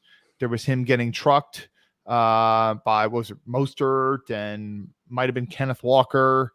It wasn't the greatest tape out there. The preseason tape, of last year, there was a lot to be excited about. So anyway, go to 24. Sorry. Yeah, so my 24th is Quentin Jefferson. And part of it is that like again, 24 sounds really bad, but to me, Quentin Jefferson's like maybe an average level starting D tackle in the league. He's a really good pass rusher when he's in there. I'm sure Rivka can pull up some numbers, and Nania has him. He's one of the better interior defensive linemen when he's rushing the quarterback. Again, how do you really quantify numbers? Like, just because he's a higher pressure percentage than Aaron Donald, does that mean he's a better player? Obviously not. So what do the numbers really mean? But regardless, they're good. And I thought his film was pretty good in terms of rushing the passer. And I think in a role where he's going to be like a primary penetrator, even if he isn't in the run, that will aid him a little bit more, because there was some instances in Seattle where he was two gapping, at least based on what I watched. So I think in a more penetrating only type of role, Jefferson can take a step up in terms of his run defense. I still don't think he'll ever be even average, but I don't think he'll be dreadfully bad with the Jets, and he's a very good pass rusher. So he's 24th for me. That's interesting. This is a player that, when I was scrolling up and down through the Jets roster, I kept thinking, like, is this guy going to make my list? It seems like he should, but he didn't. But I totally get why you would put him in, because I felt like he should be in there. And yeah, he definitely should not be two gapping. And I don't think that he'll really be doing any of that with the Jets. And it almost makes you wonder why Seattle had him doing that. And it could have just been a situation where they really just didn't have the personnel, and he kind of needed to do it out of necessity. But coming into the Jets with a loaded D line, he does not need to do that. So no. Yeah. So, okay, cool. So you want me to go to my 24 then? Well, I don't want you to go to 23 before you give me 24. I'm just asking if you want me to go to 24 now, Joe. All right. I have the other early draft pick of the Jets, Mr. Will McDonald, the fourth, right? He's the fourth. Okay. Yeah. I like what McDonald can be. So when you were talking about what Tony Adams can be, if I'm being honest, I was kind of disappointed that they drafted McDonald over taking someone like Jackson Smith and Jigba. And everyone keeps like throwing out all these Jackson Smith and Jigba cooking this person at camp and cooking that person at camp. And it's like, is this one of these things where he missed out on a potential future stud? But the more I watched the player, the more I liked. And I definitely liked taking him at 15 more than I liked trading up and taking Jermaine Johnson at 26. Completely transparent. And I get that Jermaine Johnson could be the complete package, run stuffing ability and pass rush ability. But, passing in the NFL is king. And I think that Will McDonald is a better I know he's a better pass rusher than Jermaine Johnson. And, I have more confidence in not that I have more confidence. It's just, it's more important than Jermaine Johnson's run stuffing ability. So anyway, I got Will McDonald 24. Yeah. And I'm not going to say whether or not he made the list. For me, it was difficult to place McDonald just because I think he could be a really good player for the Jets, but is he going to prove that he's one of the top, like the 25 best players in the Jets in 20% of the reps, 25% of the reps, so it's a little bit hard. But I could say, like, to me, watching, and people might find this obvious, like, oh, he was a 15th pick and JJ was a 27th. Obviously, he's better, but if it needs to be said, I like McDonald coming out of college more than I like JJ. Like, watching him, I was definitely higher on the pick. Like I'm excited for what he could be, especially if he can keep some of the flexibility and bend he has, and he adds 10, 15 pounds, and he's 250, 255. He could be a monster. Like I really like what McDonald's is going to, or what I think. I have a very interesting question for you. And I know that sometimes you want to speed through this, but we're not in lightning round right now. So I feel like I have the ability to ask it. Joe, are you more confident in Will McDonald's ability to maybe put on some weight and some muscle and be more stout in the run game? Because he showed in his film that he has a very willingness to be tough in the run game. Are you going to ask about this versus JJ's pass rush? Or JJ's ability to develop as a pass rusher? What are you more confident in, Joe? That's such a hard question, right? Because it's like two polar opposites. Fuck. It's honestly really hard because I feel like I would say McDonald. I would say McDonald in the run game just because I think he flashed it enough in a very wrong role. Like if you put him versus tight ends, if you put him as an edge setter, as a 5 tech or a 9 tech, and he adds more weight, I think it would have showed up more than JJ's pass rushing, if that makes sense. Like he had more consistent flashes of it in college. Like he was misused and skinny, and he was a 4-eye, and he still had some good plays in the run game. Whereas, okay, you put him at 250 with the Jets, and you actually play him in the role he's supposed to be in. I think he could actually be at least an okay edge rusher. But I also think that JJ can also be an okay pass rusher. Like he has the strength, he has the burst, he has some other athletic tangibles that we like. But I think his ceiling is limited in pass rushing. Whereas McDonald, I don't think he's necessarily limited. He's never going to be 290, but I think he could be fine enough. I didn't really answer it like as well as I wanted to. But I guess McDonald for no reason really other than feel, I guess. It's a really hard question to answer though. So touche. I think I tend to agree. I think so much with the stuff like people can definitely learn and develop their game as a pass rusher, but I think a lot of it is just like kind of a feel thing. And some guys, there's just been so many examples of guys who you draft with upside, what they could be as a pass rusher, and they just kind of don't get it. So hopefully that's not JJ. Yeah, it's a hard one. So my 23rd, I think you gave your 24th already. My 23rd is Tippmann. I've been moving him around a lot just because I don't necessarily know what to expect in year one. But again, like Jefferson is maybe slightly below average as a starter, and maybe we're moving into like the slightly below average to average-ish type of range where I'm at right now. But I think Tippmann would be okay in year one. But again, it's a projection, so I tend to put the rookies a little bit lower. Is he going to win the job? I don't really know. But Tippmann at 23, I felt like was a fine place for him. Okay, so for 23, I'm curious to know if this guy even made your list. Laken Tomlinson. I'm not. You don't have to answer that question right now, but yeah, Laken. Okay. I know that, and I know that's pretty damn low. But what we saw for the entirety of last season, I mean, it's not even just like I can assure you, everyone that's watching and listening right now, that I did not put him here because he didn't live up to contract expectations. I mean, I genuinely put him here because I think there are 22 Jets that are better than him. Mm-hmm. And if I'm going based on, like upside, if it was just solely based on upside, I mean, there'd be several guys that I would put over him here too. Like I believe more in Tippmann's upside, McDonald's upside, even some guys that didn't even make my list. So, but he hopefully he can get back to being something better that he was in San Francisco, but he is on the wrong side of 30 now. So anyway. Yeah. You have to hope he can bounce back at least to average, right? Like you're paying $16 million a year for one of the worst starting guards in the league last year.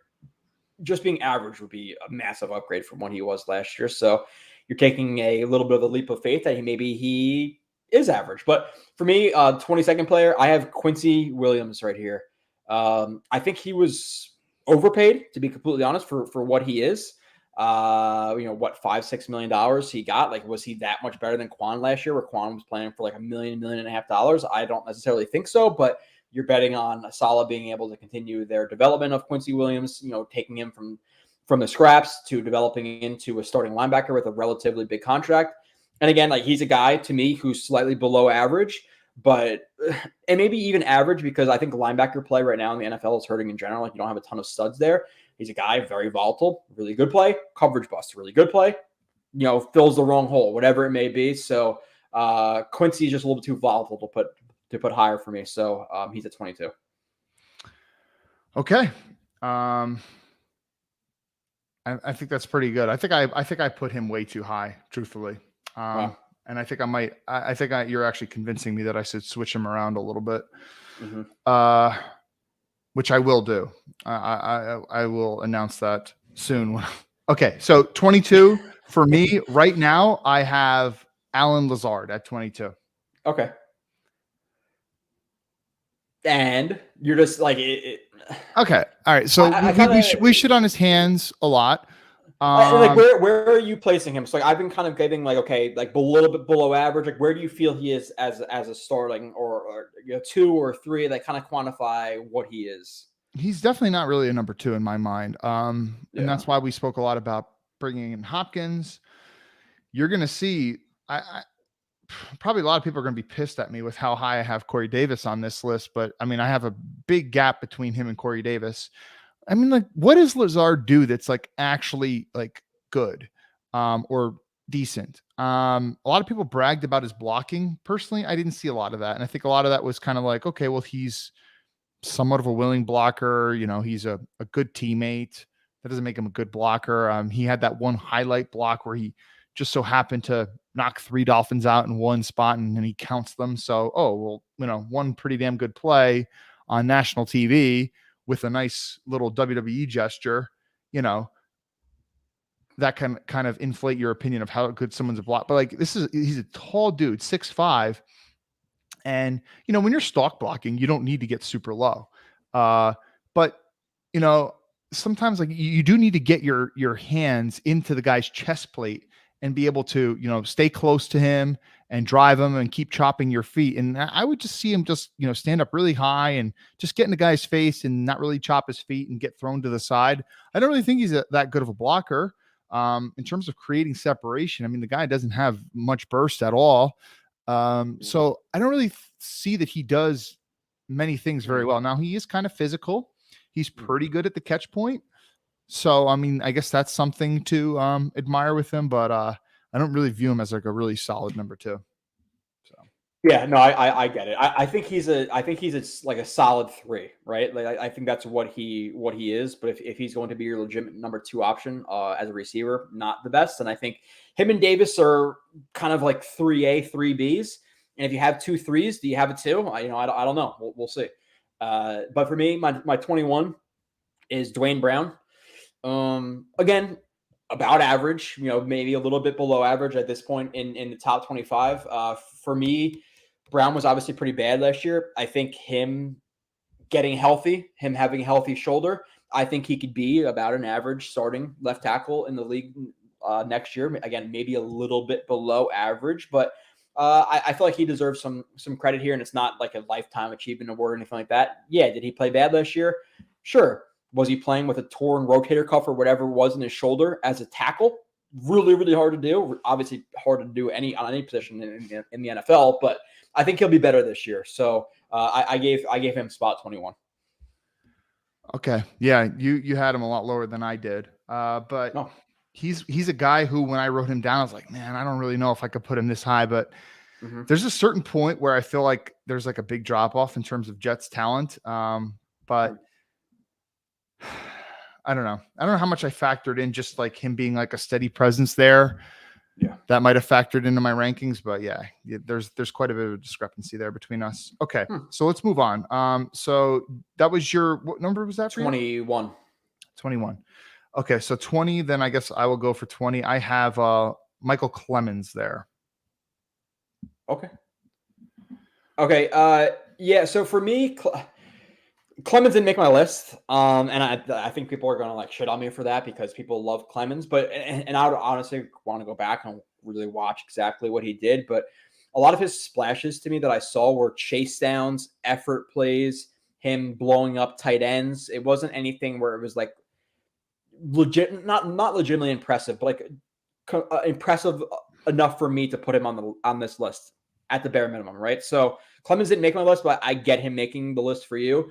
But part of it, my thinking too, is like, how much does he really play this year? And maybe that shouldn't factor in because is he better than this guy or not? But that factor that trickled in a little bit to me. I also put him on here for special teams ability too. Like he had a couple of really nice special teams plays last year. You know, he had the block punt. He had a couple of really nice tackles on kickoff. I mean, they play him a lot on special teams, and you know he showed up in several circumstances. So, you know, but I get it though. In terms of pass rush ability, you know, he was drafted as an edge, defensive end, whatever you want to call it. And simply as, you know, a guy, like if you're thinking of him as a guy who's going to get to the quarterback from, you know, like a wide 9 or something like that. Yeah. Don't count on that. And the thing is, like, where does he play, Kyle? Like, okay. So, and I love the bravado. I love all that stuff, but for Clemens to make like a true impact, like, is he going to play on the interior over Quinnen Williams? Or should he? Let's answer the question. Should he? No. Quentin Jefferson, interior? Should he? No. Now, obviously, pass rushing over Al Woods, sure, but you already have 2 guys over him. Should JFM play over him on the inside? Yes. Is he going to play over JFM on the edge in any circumstance, maybe other than run stuffing? No. Carl Lawson? No. Huff, pass rushing? No. McDonald, pass rushing? No. So, like, JJ on the edge as a run stuffer? No. So, when does he get on the field? As an interior substitute sometimes for pass rushing and as a backup edge setter on the edge? Because, like, right now, I think your 2 best edge guys for stuffing the run are JFM and JJ, right? Maybe Clemens in some instances, but, like, where does he really make a big impact? It's a good point. So what you're basically saying in a little bit less words is that anywhere you put him on the D-line, he's never the primary guy that you want there. Yeah. So I don't know. He's never the primary guy you want in an obvious pass rushing situation. He's never the primary guy that you want in a 50-50 pass rush or run situation, whether it's on the edge or on the interior defensive line. So, yeah, I get it. Totally get it. So that was your 20, Kyle? Yes. Okay, my 20 is Tomlinson. So you had Tomlinson, 2 spots lower than I did? And this is, again, about that average range. And I think Tomlinson was above average player with in his time in San Fran last year, who's got awful. So hopefully he bounces back somewhere in the middle, or hopefully he just is a Pro Bowler again, which did he really deserve the Pro Bowl? Probably not. But I have Tomlinson at 20. And I think that's with a bounce back, because if he was what he was last year, he's not on the list. He's not in my even 5 who just missed the list type of list. So he needs to bounce back, and I think he does at least a little bit, and that's why he's spot 20, and again, about an average-ish type player. Yeah, the thing with him is it's not for lack, like when you talk about like Kajus being a bitch, and we've talked about other offensive linemen for the Jets being quote-unquote bitches. You could even maybe lump like someone like Brent Qualley in there or something like that. Tomlinson is a very willing player, but I mean, he had way too many brain farts last year. Like there was so many times when there was a couple times when like people said, oh, his controller died or something like that, or he just didn't pick up stunts. I mean, that was a big problem for the Jets in general last year. I know Michael's talked about that a lot. Connor McGovern had that issue last year as well. So you do feel like, you know, being for 4 or 5 years in San Francisco with Shanahan, obviously you have great coaching, especially in the run game. That obviously elevated his play. And you're hoping that with hopefully better offensive coaching in terms of offensive line coach and new offensive coordinator, that shores up some of his brain farts and stuff. So here's to hoping. Okay, so you did your 20. I did my 20. Who's doing 19 first? I'll do 19. I was actually just looking up some Yadni Kajus plays. I'm like, is there one play that's really bad that stands out above the rest? And I watch, I'm like, oh, they're all kind of bad. So I was trying to find it. You'll see. I think that review's like 45 minutes, so it's not so long. But if you watch that, you'll understand. Like, hey, if Yadni Kajus makes the team over a Tristan Colon, I'm going to be pissed. So you don't have some context of why. My 19 is Becton. And Becton is a guy who could be in my top 10. If Becton plays all year and he was what he was in his rookie year, or even better, I think he could be a top 10 player on the Jets next year. Be top 5. But you're also talking about a guy who hasn't really played in 2 years, so you have to find a middle ground, because I think he's better than some guys on my. If he's healthy, better than, I haven't said Alan Lazard yet or whoever it may be. but he's also been injured. So I think 19 is a decent spot to place him because he can't be too low, but I don't think he can be too high based on his last 2 years. So, and this might even be a leap of faith to put him at 19, considering he hasn't made an impact on the team in 2 years. But for me, he's 19. I'm not going to argue with you at all on this one, but I knew that there was going to be quite a discrepancy between you and I on him. And there's no like real legit argument for me. It's kind of like we're just like thinking about it in a little bit of a different way. Yeah. I don't have much confidence that he can stay healthy. Unfortunately, I don't. But if he does stay healthy, I do have a lot of confidence in his ability because I've seen it in his rookie year and his college state. Okay. I'm curious to see how high you have him ranked because like even his rookie year, he was good, but he also like he was very good, but he wasn't Tristan Wirfs. Like he got bitched a little bit versus Cleveland Farrell. He got bitched a little bit versus you always say that Bills edge rusher who I always forget his name. Like so he was good. He wasn't elite Mario his first year, Addison. Though. Yeah, Addison. Okay, so you didn't give me your 19 yet, right? Oh my God. I think I didn't put him on my list for some reason. I don't know why. I meant to, but I don't know why I didn't put him on here. Wait, did I? Becton? I swear I didn't. I fucked up. I didn't put him on here. I'll find a way to. I don't know what I could do. Well, no. That messes everything up. You just put them on the list and push everybody down a spot. And your 25th player was whoever it was, and now they're 26. Who was your 25th player again? 25 for me was Tipman. Okay, right, so I'll find a way to squeeze him in here at some point. Yeah, squeeze him in. So who was your 19? 19, that's where I have Quincy. Okay, so similar range, right? Like again, big splashes, big busts at the same time. Like there's plays I showed in last season. I forget, was it the Bills game where he completely busted a coverage rep, and then this a sack happened. So like great play, sack. Doesn't affect Quincy Williams in PFF or whatever it may be. But if that sack wasn't there, he just gave up a touchdown, a walk-in touchdown. So he's just way too volatile for me to put him much higher than you have him. Okay, I got it. So Dan said Becton started swimming in the offseason. What do you think of that? I think it's great. Like to me, for like aerobic type stuff, there's really nothing better than swimming, right, Kyle? Because it works your entire body. You don't have the consistent, like banging of the knees and running or anything like that. So swimming is fantastic for your entire body. So I love that he's doing that. Yeah. And somebody was talking about cardio and stuff. And what's that guy's name? David Goggins, who like runs a gazillion miles, but like, you hear Joe Rogan talk about him. Like he's got like, apparently like his knee joints are so fucked up. But you don't really have that problem with swimming. So the only problem with swimming is like, I guess it's easy for a professional athlete that has lots of money to spend. Do you have your own pool? Can you get one and all that kind of stuff? And, you want to go to a public gym or whatever, you're swimming around other people. I don't know. Be cool. Something general thing with swimming. A lot of people think they're much better swimmers than they actually are. I noticed that in the academy, there's a lot of people like, oh yeah, I can tread water for this long. So I give your pool day, you have to tread water, you have to hold people up, you got to do laps, you got to do whatever. A lot of people suck at swimming, like really, really, really suck. So, but it's a great exercise. Like that shit was tiring that day. But did you even say you're 19? Yep. I said it was Quincy. Quincy. So my 18, you had him a couple spots. You had him a couple spots lower than I did, but to me, it's Lazard. But really, like if you kind of like go into my thinking, like okay, Becton or not even Becton, but Tomlinson's going to be about average-ish. Brown is average-ish. Quincy's average-ish. So maybe Lazard should be lower because if you're telling me that those guys are average level starters, is wide receiver 3 a starter? To me, it is. And I guess he's like on an average level for wide receiver 3. So maybe that's why I put him there. But I can make an argument that saying, there's only 2 tackles. There's only really like 2 linebackers for the Jets. So there's only, like all these guys deserve to be higher than Lazard. But I put him here. Maybe I could have dropped him below. Maybe even like Quincy. Maybe he should be like 23. But for me, at least initially, I put him at 18. I think he's a solid 3. If you're expecting to be a solid 2, you're going to be disappointed. Like you said, I don't think he's really great at anything, but he's pretty like decent at a lot of things as well. Rodgers likes him. So 18, maybe a spot or 2 too high, being transparent, but I'm okay with him here. Okay. So 18 for me would be Jermaine Johnson. Okay. Yeah, I'm not going to say where I have him. It's pretty similar range right here.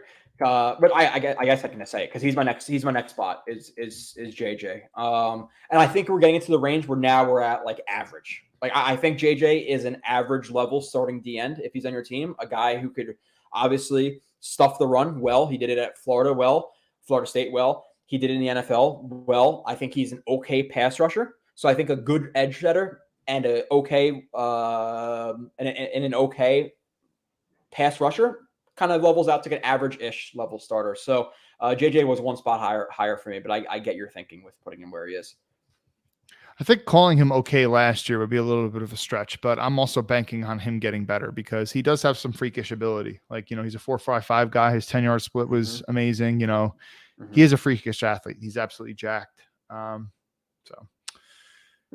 plan on him getting better there. At least I hope. I just don't know how much better. Yeah. Okay. So that was 18. So why don't you go with 17? 17 was JJ. I had 18. Oh, okay. My bad. Lazard, JJ at 17. Okay. And that's another thing too. Like JJ is like, he's here because we're saying that he's not the best at rushing the passer. And maybe he is better than we realized this year, but when is he really going to get the chance to prove it? Like on a down basis. So is he limited with how many good players are around him in terms of like showing his true potential to you and I, Kyle. So yeah, 17, go with your 17. Okay. So my 17, and I get the feeling that this person might not even be on your list at all based on what you said, or maybe they are, but I have Bryce Huff here at 17. And I know that some people are saying, well, he's a one-dimensional player and things like that. And totally get it. Totally get it. But there's a reason that Jets drafted Will McDonald at 15, despite the fact that he's only going to play 20-30% of snaps on any given Sunday this current year. There is a lot of value for that. Getting off the field on third down and changing possession. And remember, let's not forget that Bryce Huff was inactive the first several weeks last year, the first 3 weeks or whatever it was. They, started putting him in, started dressing him, and he really kind of like transformed the defense in a way. I'm not acting like it's just one person. I mean, like, listen, Sauce got better. He stopped having coverage busts and things like that. There was better communication. It was several things, but Bryce Huff absolutely is one reason why the defense started to play a little bit better. So I think you should not underestimate the value. We were kind of saying JJ is a little bit one-dimensional, at least in his rookie year. Yeah. Bryce Huff might have been, but if you're telling what's more valuable, like a third down pass rush specialist or a guy who, on second and short can help stuff the run. Obviously the third down pass rush specialist is more important. So JJ and who was your 16? You said Huff or no? You said Huff was your 17? Huff was 17 for me. Okay, and who's your 16? Connor McGovern. Okay, we're lockstep with McGovern. He's my 16th player as well. Now, am I shocked that he got signed for $1.2 million? I am. I have no idea how he gets less money than Wes Schweitzer, but it's the way the NFL world works. But McGovern, we're at average. Like, he's an average center to me, right? Maybe he's regressed a little bit from where he came with the Broncos, but I still think he's a solid player. So I had him at 16 as well, and then to just move forward, I have Huff at 15, a spot after him. And I know you have Jordan says Huff is underrated. He should be top 10. But part of it is, yes, he's a very, very good pass rusher, but that's for 20% of the reps, and then you don't see him for the rest of the game. So if he was in for run plays and he was okay in the run, maybe I put him higher. But it's just such a specialized role that I can't put him in my top 10. And you'll see who's in the top 10. Like, who are you going to take him out for? We have some really good players coming up. So he was my 15. I really, really like what he does. But with that being said, it's obviously a limited sample size, or not a limited sample size, but it's a limited role. So how do you quantify how low you put him? Because if you say, oh, well, he's elite at this one thing. Okay, yeah, he might be, elite at pass rushing where he's better, where he's like, for that one individual thing, he's better than JFM is at one individual thing, but JFM can play every single rep. So do you put him higher than JFM? Probably not, right? So Huff was my 15 for kind of the same reasons you put him a little bit lower. Okay. And by the way, if anybody is actually writing down both me and Joe's numbers, I am really sorry for fucking up the whole Beckton thing. So I think I should actually be, if I'm doing this right from now on, being that I inserted him somewhere, I should be saying that everyone is actually one spot lower than what I actually said. Okay, so yeah, that's fine. Technically McGovern would be my 17, I think. So then give me your 16 and your 15. So my 16 would be Al Woods. Okay. Go ahead, Kyle, because and you guys I think Al Woods came out. You said something to the effect of I'm like 3 plays in and Al Woods is already one of my favorite Jets. So Yeah. So you watched the entire review, I'm assuming. Maybe you just stopped it for the first couple of plays, but go I ahead. watched the whole thing. I watched the whole thing. Go ahead. I mean, so it could be just the fact that I played on the defensive line, and I just, somebody said in the chat 2 weeks ago that Kyle loves those big bad bullies, and yeah, I do love big bad bullies for some. I mean, it wasn't a big. I remember when the Bills signed Rex Ryan, or the Rex Ryan and the Bills signed Richie Incognito. He's like, yeah, I want to build a bully. Which was, as some people said, a comment in poor taste after Richie Incognito was involved with the Jonathan Martin bullying scandal or whatever. Yeah. But I get what he was saying. And in the context of football, it's fine. But Al Woods is a bully on the defensive line. I mean, he just throws people around. I mean, like, he is a massive human being. And he actually moves better than what you would think, too. And there were some plays that you highlighted in your review where, he's chasing guys down the line of scrimmage. Right. Like, remember when Coleman put out like his Quinnen Williams review, and, like, one of the things he was highlighting is like, Quinnen Williams, like, diagnosing the play and then chasing the guy all the way down the sideline on the line of scrimmage.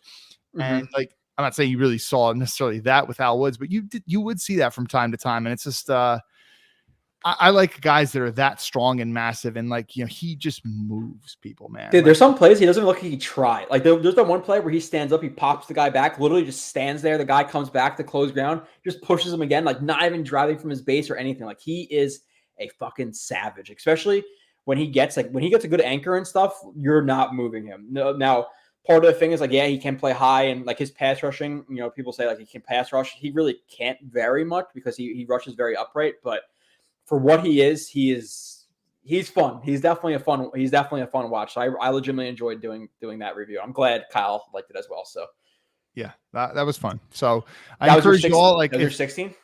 Sorry, go ahead. Yes, 16. Mm-hmm. I encourage you guys all, if you can't get to so many of Blewett's reviews because you just don't have that much time, that should be one that's on your bucket list.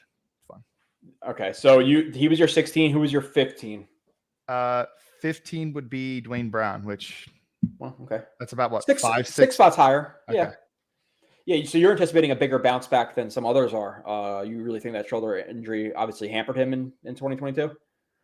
I do. And I also just think like, I think about like the drop off between him and some of the other tackles. Like, I think he was way better than someone like Max Mitchell. Even last year, he was a decent amount better than Fant was, in my opinion. And it was a very small sample size, and it's not really his thing, and he wasn't practicing for it. But honestly, I'm tempted to say that he was better as a tackle than AVT was as a tackle last year too. Which, I mean, like, that's no disrespect to AVT. I'm just saying. So, like, I don't know how much I'm factoring in positional value and things like that, and maybe I'm factoring toughness and stuff that he played through the damn shoulder injury. I don't know, but I liked what he did, given his age and all that kind of stuff. So that was your 15. My 14, because you already talked about, is Al Woods. Again, I think he's dominant in his role, but it's just a role. Like, he's not a full-time player necessarily. He is so fun to watch, though. So he deserved to be pretty high on my list. So I have Al Woods at 14. You already spoke about him. So who is your 14? So 14 for me so 14 for me is Becton. Okay. Yeah, this one's like just a matter of opinion, because again, if he's good, okay, he could be even higher than this, but if he follows his same path as he has the last 2 years, then he's not going to be on the team, so to me, I just put him a little bit lower just based on recent years. Like, if it was a 1-year injury, then I probably put him higher, but based on the fact that it's 2 years back to back and his first year, he wasn't even healthy. Now you could be evaluating, okay, well, those years he wasn't 340 or 345, 347, whatever he is right now, and looking really healthy. So I can understand that argument as well. But for me, it's just the recent past. I had to knock him because of that. Yeah, so I have Carl Lawson right around the same spot. Mm-hmm. Okay, so he was your 14, my 13, and again, this, you're gonna agree with me. I don't know if you might have the same player right here. Is Corey Davis. And Yes, the injuries. I think maybe you can knock him a little bit because of the injuries. Like, really, should I put him maybe below Woods, Huff, McGovern, and maybe even JJ? I think you can argue that. Maybe I have him 2 or 3 spots too high, being transparent. But if you get a healthier Corey Davis who plays 13, 14 games, and you put him with Aaron Rodgers, like he was a near 1,000-yard guy with A.J. Brown, and Tannehill throwing the ball in Tennessee. If he plays 14 games this year, Kyle, and he is the 2, would you be shocked if I told you Corey Davis had 900 yards or 1,000 yards? I don't think you would be if I said 1,000, because he was like 960 or whatever it was with that last year in Tennessee. So I think he's a better player than people realize he is, and I think that will be exploited with Aaron Rodgers on the team. So he made the list at 13. I think people are probably going to shit on us probably the most for where we have Davis because I think people think we're too high on him, but it's hard to evaluate receivers when Zach Wilson's throwing you the ball. So. Yeah. And the injuries also play in people's mind too. Yeah. Okay. So if I could rebuttal that, I would probably put him at 17 below McGovern, but it is what it is now. I'm not going to change it. But I would probably put him, if I could go back, I would put him below Woods, Huff, and maybe McGovern for 16, 17. But go ahead. Okay. So, God, I hope I'm doing this right. I meant to put Becton in. I think the only reason I didn't is because my mind got screwed up that we took him out last year right before we did it, because when we did this last year, he got hurt. And it's a stupid move by me. So if I'm reading this right now, that I have to basically bump everyone down. Well, now you're not. Brown was my 15. Becton was my 14. So now you should be back in line with your top 13. Yeah. So Carl Lawson was 13 for me. Okay. So, wow. Okay. So you have Davis higher than Carl Lawson. I do. Okay. I liked Corey Davis, man. And I wanted to like him. It's hard for me to like quantify this in words. Like he hasn't really impressed super much as a Jet, but there are times like, all right, think about that big boy catch that he had in Minnesota. It was 4th down. Mike White took a huge shot. It hung strong in the pocket. Corey Davis catches it, hands out, snags the ball out of air. And then, he's maybe gets like about 10 yards after the catch or something like that. And it was like 4th and forever in that play. It was a big boy catch. And I just feel like you would have seen a hell of a lot more plays from Corey Davis if he had a good quarterback throwing the ball. But nobody else could have done that Cleveland Browns play, that touchdown. Yeah, right. Oh, that's complete coverage bust there. Yeah, shame on the Browns for that. Okay, so did you say you're 12? So my 13 was Davis, which was also your. No, you didn't put him yet. At 13, I had Lawson there. Yeah. 13 was Lawson. My 12 is Mosley. Solid, losing a step, had more bust last year than I wanted to see, and like not just. I really wanted to put him lower too. Not just because of like his speed, but like there was that play. Was it against the Bills? I think it was against the Bills where like he tries to punch a ball out when the guy's not wrapped up and he runs in for a touchdown. Like that's not a Mosley type of play, trying to punch a ball out when the guy's not secure. So Mosley lost a step. I still think he's a solid linebacker. I still think he's above average. And obviously part of that's like there's not a lot of good linebacker play in the league. But I think he's solid, and that's about it. He's definitely losing it a little bit with me though. So he's 12. Where years prior he was probably top 5-ish. I've been meaning to clip that one play against that backup running back from the Bears. That was one of Mosley's more embarrassing plays last year. I'll have that ready for a future. No, I don't think it was that play, but it was just like a little check down, honestly. And Trevor Simeon's throwing the ball, and I understand that game was a little bit rainy and wet outside, but Mosley was absolutely shook out of his shoes on that play, and it should have been the Pats jammed him up a little bit. Also, week 2, he got juked by Jacoby Brissett. That one play, like bad. Oh yeah.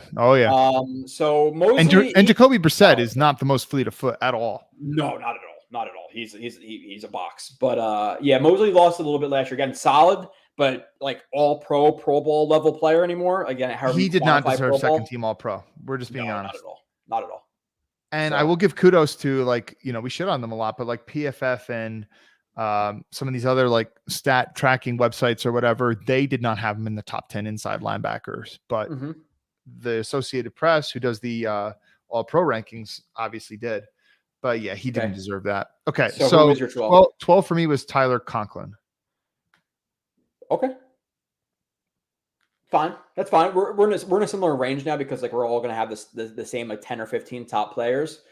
He was disappointing last year, if we're being honest. But I think the things that was disappointing about him was like, the fumbles and the drop passes. And I think that's not the norm for him. And he will get back to being a little bit more solid in those areas. And I'm surprised you have Mosley over Conklin and Corey Davis over Conklin too. Like you think Corey Davis is a better receiver than Conklin is a tight end? Listen, Conklin, what did I text you in the offseason after I watched your Conklin review where you said the word rocker like 80 times or whatever in that review? I said, man, you love this guy. And I said, if he has a good season, I'm buying you a Conklin jersey. He did not have a good season. He did not have a good season. He had, and somebody put it in the chat last week, he had, I think, like 4 drops in the first 4 weeks with the Jets. He had 4 drops in 4 years with Minnesota. Literally 4 drops in 4 years. His first game, he had like 2 drops and a fumble. It's like, okay, like obviously that's not the norm for him. And yeah, he didn't have a good year, but even in not a good year, he was, I think, 9th or 10th in receiving yards by a tight end. And that's with Zach Wilson, Mike White, and Joe Flacco throwing him the ball. So I obviously don't have him where you have him because I'm imagining what Conklin's going to be with Aaron Rodgers throwing him the ball. And I think he's going to be much better than he was last year. And even if it's not a massive leap, if he's just better than last year, what is he? 6th, 7th in tight end receiving yards. You're talking about the 6th, 7th, 8th best tight end again, if they're just receiving yards. It's a pretty solid player. So I'm a little bit higher on what Conklin will be with Let me just also say this. Like, I remember you clip this play. It might have been in the Bears game where him and Uzama like both had pancakes or whatever, or they double teamed a guy and pancaked him, and then they were like high-fiving each other after the play. Yeah.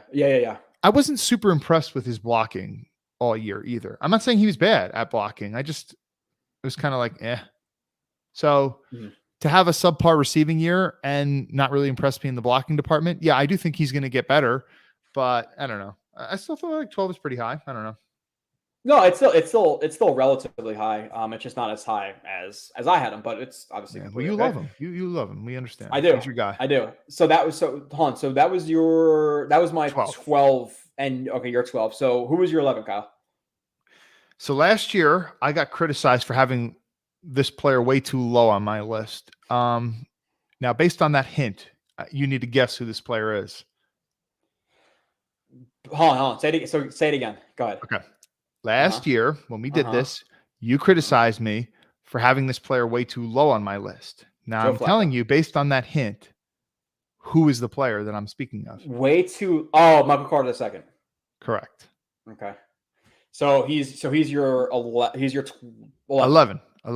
Okay. I think I got these numbers right now. Yeah. So it's not really giving much away. My 11 is Lawson.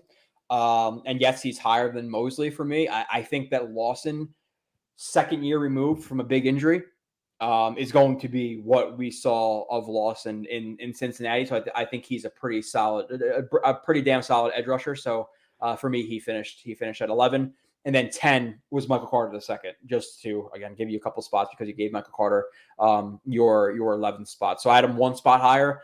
A very, very solid slot corner. I don't think he's elite slot corner like some people think he is. There's some more busts than people may realize with Michael Carter, and you're not going to see him a lot because of obviously the pass rush and things like that. I think he's very, very good, just not elite yet. Let's be fair that is an extremely hard position to play. I mean, corner is probably the hardest position. Hard. But like when you're talking slot where people have a 2-way go all the time, very, very difficult. And you got to be in the box for the run. So it's so multidimensional. It's probably the hardest position to play on defense. Slot or at least one of them is slot corner. So Lawson 11, Michael Carter II, starting my top 10. Okay, cool. So I guess I'll go with my 10. And I said at the top of this that people were really going to butcher me for this one, but I have Corey Davis number 10. Okay, it's only 3 spots higher than I do, but I can't put Davis over Michael Carter or Tyler Conklin. I just because of the injuries too, like that factors into me as well. Now, maybe if he was less injured in recent years, I would put him a couple spots higher, but he's missed how many games in recent years, for the Jets, at least 10-ish games. So he would have to be healthy and what we expected him to be better than these guys. And I'm not gonna bet on both of those things happening. So I have a couple spots lower than you did. Not as high as 10, but I can understand it. Even though, again, I said he was 13, but realistically, if I had to redo the list and really think about it, maybe he would be like 16 or 17. So maybe 10's a little bit high for you, Kyle, but you're gonna get shit on for it. So, but go ahead. Well, I guess at least it's not Joe Flacco. At least it's not Joe Flacco. Yeah. Yeah. Okay. So why don't you say you're 9? Or did you say 10? You said you're 10? No. Yeah. So starting off the top 10, Michael Carter II was my 10. My number 9 is JFM. I think he's a really good player. He's like solid in everything, but a master of none. Minus rushing the inside, which he doesn't really do a ton of. But JFM's a really, really good player. 9, appropriate rank to me. Yeah, JFM's an interesting one. When I first wrote out the list, I had him even higher than I currently do, and I have him high. But I actually dropped him 2 spots and when I went through and did like a revision of the list. So 9 for me is Mosley, and I think honestly, so much of it is just what he's doing in terms of like making the calls and stuff. And this is why everyone wants to hype up Sherwood. Well, at least I've seen more of actual athletic ability from Mosley and stuff, but I wanted to put Mosley lower than this, but then I kept thinking, well, he did get these accolades and he is a team leader and things like this. And there are other little things to the game that just go beyond ability. But yeah, 9 for CJ Mosley on the Jets. I mean, just think about it. This guy got second team all pro, but he's only 9 on the Jets. So I don't know. I feel like it's kind of appropriate, but I could also seeing him have like if you're telling me CJ Mosley actually has a below average year, I wouldn't be shocked. Yeah, I'm surprised though. Like Mosley over Conklin. Okay, it's fine. Who do you think was better last year, Mosley or Conklin? I don't like. Was Mosley like what Conklin was average? Was Mosley really so much better than average last year, like an average linebacker? I don't know. And again, I'm anticipating Mosley. Was Conklin even average? I mean, okay, he did. I guess finish. He was top 10 in receiving yards with Zach Wilson. It's not like he was terrible. He had 500-600 yards. It's not like he was dreadful. That's for sure. So what does he have with Rodgers? If he had, again, it's not the exact stats, but if he had 600 yards with Zach Wilson last year, what does he have with Aaron Rodgers this year? 800, 700, 800. Maybe a target share we can make that whole argument, but he's a better player than he showed out. What were some of Conklin's best plays that stood out to you last year? Like I'm trying to think. Like he had that one toe tap catch on the sideline that was overturned on review against the Browns last year. I think it was on like a 3rd down or something.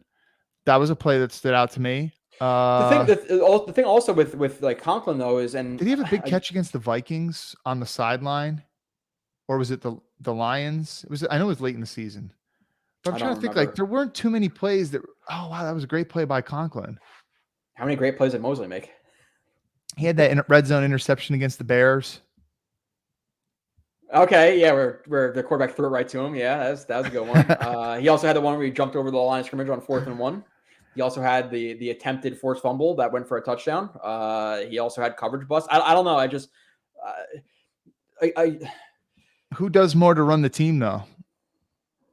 Sure. But Conklin is a better tight end than Mosley is to me, a linebacker, especially this year. I expect Conklin's trajectory to go up 700-800 yards this year, maybe. Again, we can argue about how much target share does he actually have. You get no argument from me there. Yeah. So I don't. If you had to choose one right now to be on your team, now we have more tight ends than we have linebackers, but Conklin's just he's a better player. I think you are overrating him a little bit. That's fine. The overrated player I have is number 8 to me. So I had him one spot above JFM. I have him over, and yeah, is it a little high? Could I make the argument that maybe he should be like 10 or 11? I could see him being below JFM, Michael Carter II, and Lawson. But this year with Rodgers, I think he's going to be. I think we're going to be very happy we have him as our receiving tight end. And he's decent pass blocker. He's okay in the run game. So Conklin is at 8 for me. Probably maybe 2 spots too high, but it's okay. I'll keep him at 8. All right. So 8 for me is John Franklin Myers. Okay. So close. Initially I had him at 6, but then I switched it. Really 6. I'm curious to hear your next 2 guys for who he was over. So you have it him. didn't make much sense to me when I looked it over the second time. I was like, yeah, he shouldn't be over those guys. So Okay. So who was your 7? DJ Reed. Okay. Lockstep. Reed is my 7th. And I think now we're entering into like the more elite type of Jets. Like these are the guys. I think mostly everybody's going to have the same top 7. I know somebody in the chat said that Mosley should be in the top 5. Mosley from 3 years ago being in the top 5. Mosley is not a better player than Michael Carter II or JFM or Conklin or Reed. Mosley also let's not forget, I was just defending Mosley a little bit too. Yeah. Joe was shitting on him. It was hard for me to defend Mosley in that instance. Mosley had 2 pretty poor games against the Patriots. Ramondre Stevenson, made Mosley look bad. Among several Jets, made him look bad on several instances. Yeah. Yeah. So Reed is my 7. Again, really, really good player. I think 7's the highest you could have him, right? Based on our next 6 guys. Very, very good player. I think right now we're at very, very solid, near like Pro Bowl-ish level players, but I think the next 6 are like players you could legitimately see be all pros next year. Now, maybe could Reed do that? Sure. I see him on the top 10 of some rankings and some statistical type stuff or things, but I don't think I think there's a gap right here between 7 and 6 for me. So who is your 6, Kyle? I completely agree with that. I completely agree with that because I said that this player, like DJ Reed was like a borderline Pro Bowl last year and everyone really loved him. And it's like, oh, you got 2 lockdown corners and whatnot. And even Woody Johnson, I think, like tweeted out recently that, this guy was playing at a Pro Bowl level last year when he was speaking about Reed. But I never viewed Reed as like a game changer. Like Sauce was a game changer. Like teams did not want to even throw his way. Like there were times when quarterbacks wouldn't even look his way. They would run the Reed to the other side of the field. Like he had the side. And by the way, your reviews on Sauce definitely said that he was very far from perfect, but at the same time, teams didn't really want to test him too often. The same cannot be said for Reed. This player, on the other hand, was legitimately a game changer, albeit not the hugest sample size. Breece Hall. Okay. Yeah. The one thing I want to address in this is that CJ Mosley was not top 5 in tackles last year. And if you use tackles as a barometer of how good a player is, then I think Quincy Williams is better than Mosley then, right? Or maybe not. Actually, that's not true. But like, let's see the list. I mean, it's certainly comparable, right? Like who is lower on the list? There were some years when God, I'm trying to remember his name. The Jets had some safety. This is well over like 15 years ago or whatever. But there was some safety that the Jets had who got like over 100 tackles every year. And I'm sorry, but if a safety is getting that many tackles, that's not necessarily good for your defense. And you would think that, oh, well, you got a safety who's racking up 100-something tackles a year. He must be great. So if we're going just based on tackles for how good guys are, Kyle, because that's what that's what that comment is saying, because he's high in tackles, doesn't mean he's good. These are the guys who are above Fred Warner, Fred Warner is probably the best linebacker in the NFL right now. Shaq Thompson, Cody Barton, Eric Kendricks, Bobby Wagner, Drew Tranquill, Bobby Okereke, CJ Mosley, Rashawn Evans, TJ Edwards, Jordan Brooks, Alex Singleton, Zari Franklin, Roquan Smith, Nick Bolton, and Aluakon. All those players are better than Fred Warner because they had more tackles than he did. Is that what we're doing here? I think Fred Warner is number 1 by a decent margin. Truthfully. Exactly. But there was 10 guys had more tackles than him, so we're using tackles to quantify good, right? Yeah. So those players are all better than him, right? Like that's what we're doing? I don't know. No. So Blake Martinez, used to be the top of the league. Paul Poslughny was a very good player for years because I don't know if he has exactly more tackles than like Brian Urlacher or Ray Lewis in their careers, but is Paul Poslughny a better player than Ray Lewis because he has more tackles? It also matters too, like what you would notice. I mean, like the NFL's changed a lot, but 15, 20 years ago, there was always the big distinction. Oh, what do you run, a 4-3 or a 3-4? You would always notice that the teams that ran the 4-3 more, obviously being that there's less linebackers on the field, their linebackers would all rack up more tackles than teams that ran a 3-4. Those like someone like a Joey Porter, who was like always like, near the top of the league. He wouldn't necessarily have a ton of tackles in any given year. Yeah. So it's what's the context of the tackles? Like, is this a guy who's meeting guys, stuffing guys at the line of scrimmage, making tackles for a loss? Or is this a guy who's catching people after they've gained 5 yards on a run? Mm-hmm. There's so much contact. It's not a good barometer. And Art says Blake Martinez. I don't know if you already mentioned that, Joe, but yeah. Art brought up Blake Martinez. Yeah, I mean, nobody would ever consider Blake a top guy. He's not even in the league and I think we're talking about Mosley, and maybe I minced up my words a little bit, but Mosley, I said, is solid. I just don't think he's all Pro Bowl level player. I think he's above average, but he's definitely not top 5 in the league anymore. That's for damn sure. But he gets tackles, so I guess he is. So I was proven wrong. So 6 for me, Kyle, same player, Breece Hall, and I think he could be better this year. But he's coming off a torn ACL, so I think he could be higher. It's just you have to hedge your bets a little bit with him. So he just fell outside my top 5 as well, but I could easily see him being 2 next year. Like, who's to say that if how to quantify it, to watch film, all that stuff. But like, if Hall continued the season, would we be saying that he's a better running back than Wilson is a receiver? Maybe. Like, Hall could have ran for 1,300 yards and had a lot more touchdowns, whatever it may be. But I'm hedging my bets a little bit with him at 6.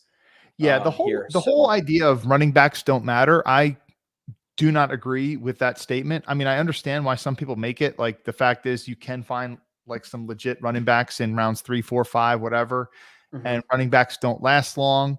So I understand why you wouldn't take Saquon Barkley at number 2. But saying that running backs don't matter is like ridiculous. I mean, like, how much does Nick Chubb matter? How much did Adrian Peterson matter? It depends on your team and where you are in your team's life cycle, to me. Yeah. How much did Chris Johnson matter to the Titans back when he was, CJ2K and stuff? They definitely matter. How much does Derrick Henry matter to the Titans for all them years? It depends too. Like, if it's like the final piece to push you over for a Super Bowl, okay. Or like even for the Jets offense where you need that playmaker, good. Like, the offensive line's okay enough. But if you're going to be in the Jets situation in 2019 where you're going to be ass and you have an ass offensive line and you make a $13 million investment in Le'Veon Bell, dumb investment. Dumb investment. Even think about like McCaffrey. Like, I know so many running backs succeeded in that San Francisco offense, but just when you think what everything McCaffrey can do, especially from the receiving standpoint of the game too. I mean, like, he had like a good amount of touchdowns last year, if I'm not mistaken. Like, there's a reason why that team was in the conference championship game with a Mr. Irrelevant quarterback leading them.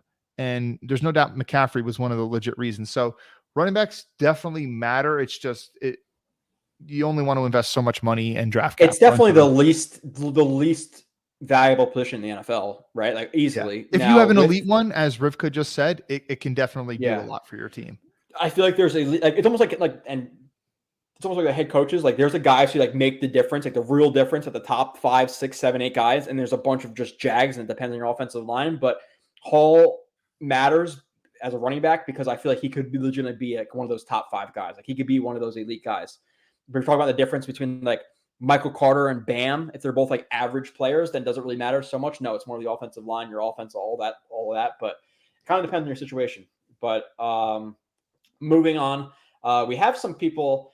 So Engel's saying he has AVT, Quinnen Williams, Sauce, Garrett Wilson, Rodgers. I know you disagree with that, Joe. Yeah. So I'll start it off. Rodgers is actually my 5, and it's and this isn't a who is the most valuable player, because obviously Rodgers would be one then, right? It's more about like, where do you stand amongst your position? And I think Rodgers is still a top 5, 6 guy, still a very, very good player. But if he is a combination of what he was in like 2021 and 2022, then he's more in that 6, 7, 8 range. Whereas if he obviously was what he was in 2021, he's top 3. But I'm expecting a little bit of a step down. I'm not necessarily expecting 2022 Rodgers, but at the same point, I'm not expecting 2021 Rodgers. I expect him to be 5, 6, 7-ish in the range, however you quantify it. So again, it's not most valuable player. It's respective to their positions. And to me, Rodgers is the 5th best player relative to their position on the Jets. Yeah, and I think there was enough examples in his tape from last year, and I know the thumb played a little bit of a role in having a bunch of Jag receivers also played some of a role, but there were some times when, hanging balls inside, he doesn't have, quite the mobility that he used to have. He was a little bit shy on the trigger at sometimes. We saw There that. there were some very questionable decisions that he made last year. And I know some of it's pressing a little bit too. I don't think that all of a sudden you had this guy who's very careful and smart, makes smart decisions with the football. All of a sudden he became an idiot, but nevertheless, he still did make some of those decisions. And, it could be for a variety of reasons why he did, but I understand why you have him at 5. I have AVT at 5. Okay. I have AVT one spot higher.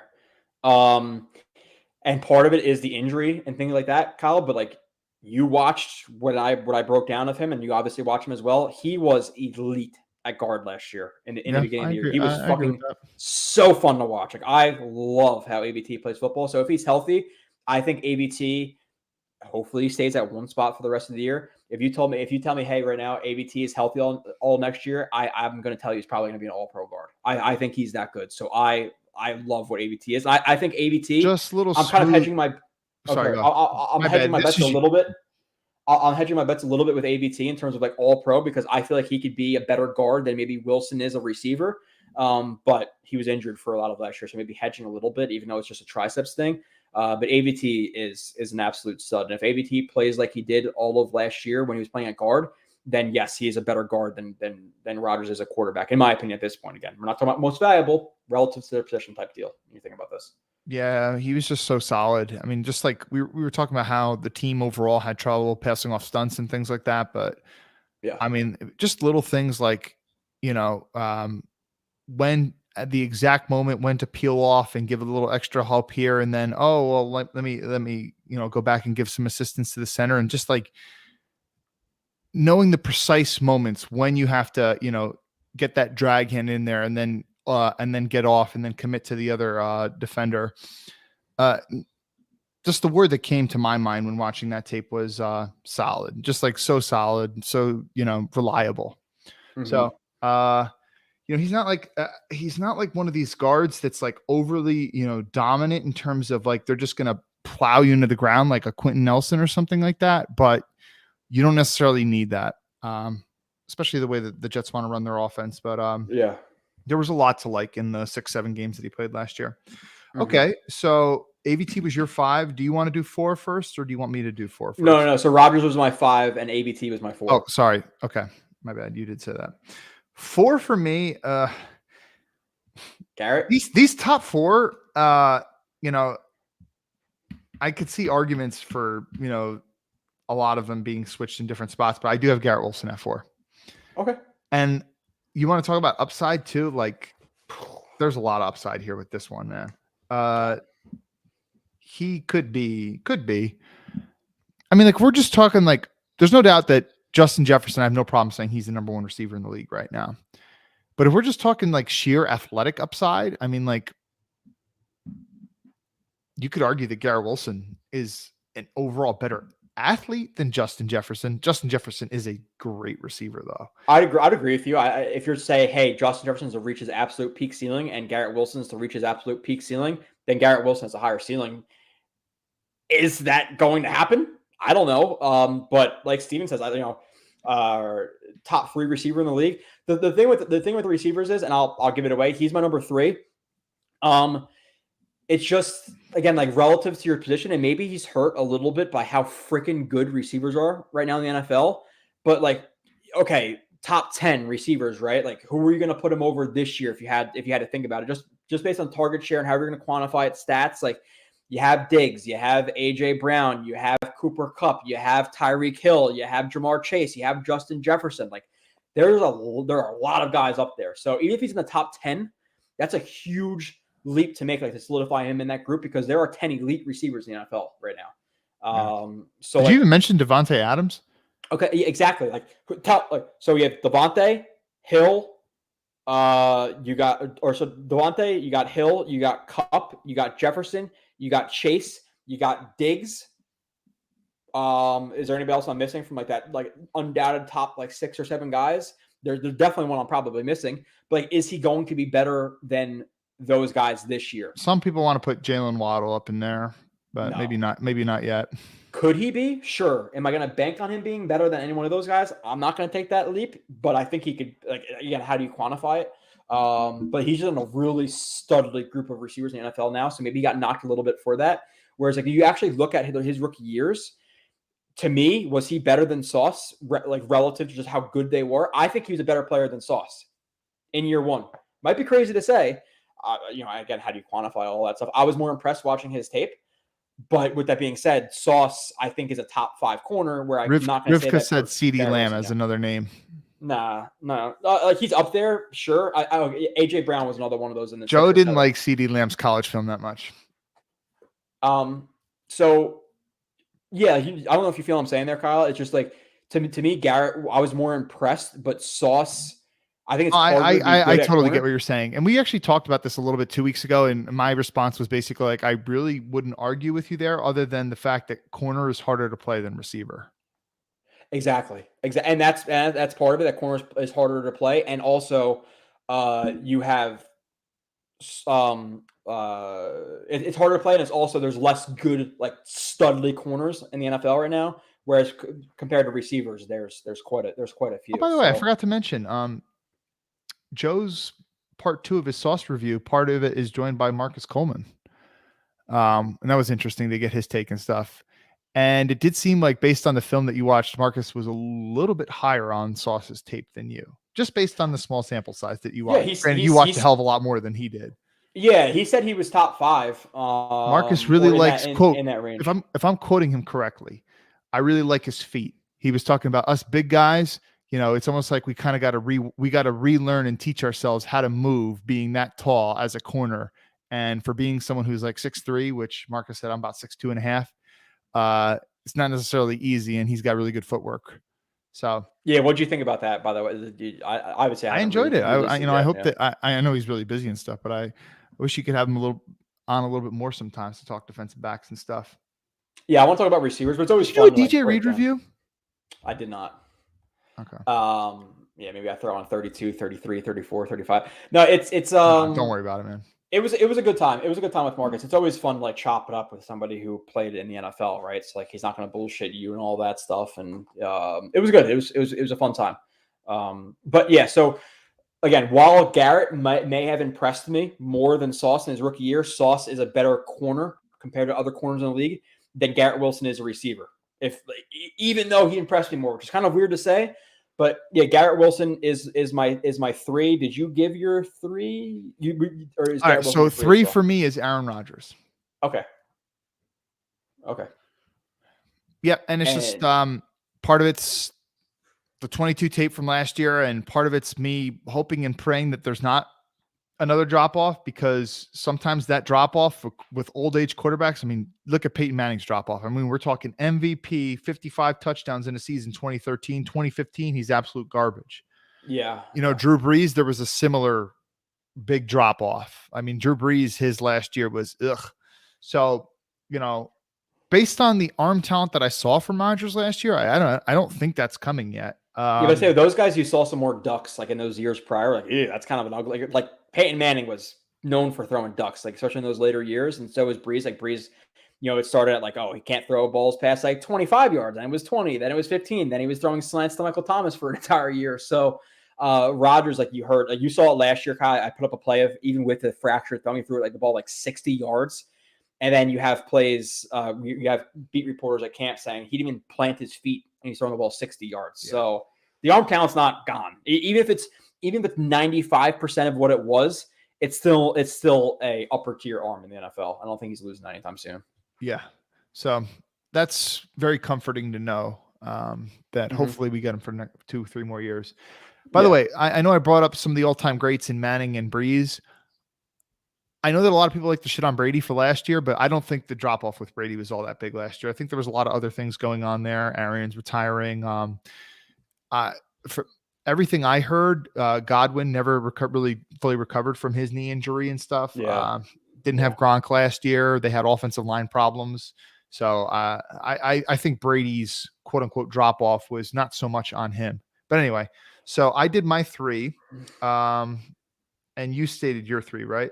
Garrett Wilson. But Steven, I'm gonna call him Steve. I don't know if it's the Stefan, whatever. But Probably he says Steven. Rodgers. It was his thumb injury. It was. I also saw a lack of trust in his receivers and his offensive line. It definitely popped up sometimes where he either thought there's pressure there that wasn't, or try to get the ball where the ball too quick, or there was plays up the seam that I've seen him throw to tight ends 1,000 times that he wasn't throwing in 2022 after the injury. So I part of it was the injury.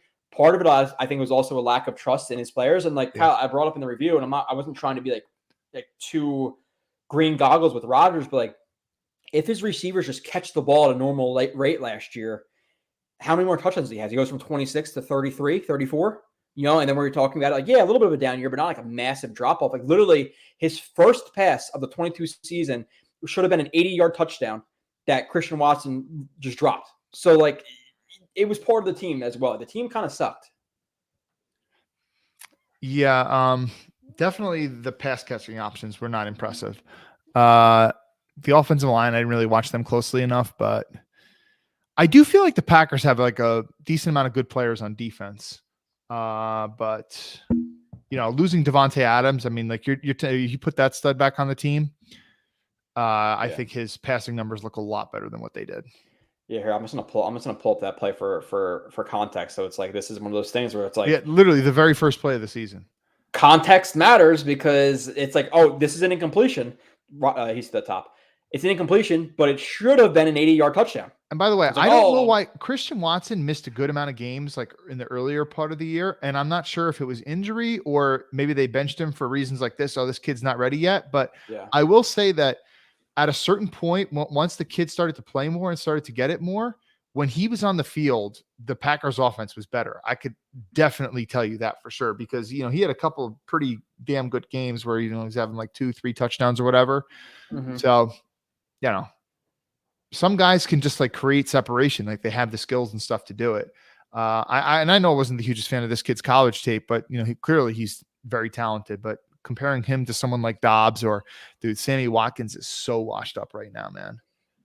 Oh my God. Is he even on a team? I don't know. Honestly, I don't know. Yeah, there's I could throw a lot more plays in here in terms of him just, people just not, catching the ball and stuff like that, but whatever. Let's see. So yeah, it was part of his team. Like Romeo Dobbs was not impressed by him. Watson was good, but he was not good at first. He dropped a lot of balls. Whoever the tight end was, I think it was Tunyon who got paid in Chicago. Good luck, because Tunyon I was not impressed with him at all. So it is what it is. I don't know. There's also a fantasy football year where he had like 10 touchdowns the previous year or whatever. There's a play where and even Aaron Jones, he rolls out to the right. Aaron Jones is wide open up the sideline. He throws the ball to Aaron Jones. Aaron Jones drops it. It's like he was not helped. He didn't impress me too much. I thought your criticism of Jones in some of those Rodgers reviews was a little harsh. I do think that Jones with the ball in his hands is pretty good at creating. But in terms of like his receiving ability, it's probably not so good. Yeah. Okay, so Kyle, you go first. So obviously your 2 is going to reveal your 1. Yeah. Okay, so I will actually let you take a guess on this one. I'll tell you the answer, but I want you to take a guess. I think you put Q at 1. You're right. Okay. So changed up a little bit from last year because last year, not that you were down on Q, but you feel like he didn't live up to his draft billing. And now you love Sauce. You put Sauce at like 4 last year, and he's a rookie. So clearly you loved what you saw at college, and as did I, and we were all excited when he picked him. But for Q to go up to 1 for you is actually quite a leap in your mindset of Q. So Q must have really impressed you. And obviously you just watched a review of Q as well, and I broke down his season. And clearly you were impressed by what you saw, and then maybe even more impressed than when broke it down play by play. Yeah. This was such a big jump from the previous years. I know that he had a pretty good year, sophomore year, a little bit of a down year in year 3, but you compare all 3 of those first years to year 4, and it's night and day. He really finally put it all together. So, he shut me up. I was a little bit of a hater, if you will, in the sense that I never felt that he lived up to the draft hype. I was a proponent of, being fine with trading him for a first round pick when there was a couple of trade rumors and stuff. I was of the opinion that you don't give him a contract until you see what he does this year, which was, last year. And he proved me wrong and answered all those questions for me. Now I say, give him the bag.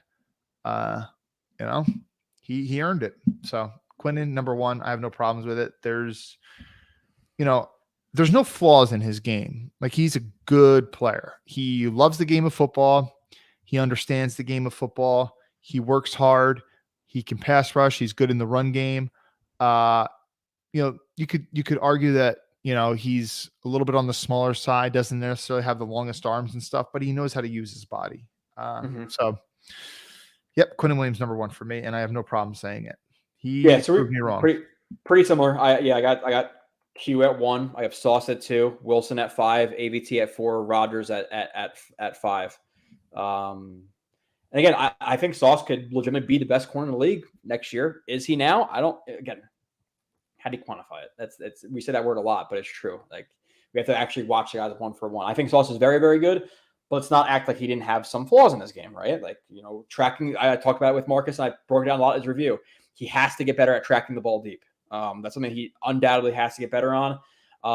His shuffle, there's sometimes he lets guys attack his blind spot that I don't necessarily love. Like, you have the play against the Packers where he got the PD on Lazard. Process bad, result good. The pick versus the Dolphins, process bad, result good. If that ball wasn't late because of JFM, it's a completion. It's not a pick. So he has some room to improve.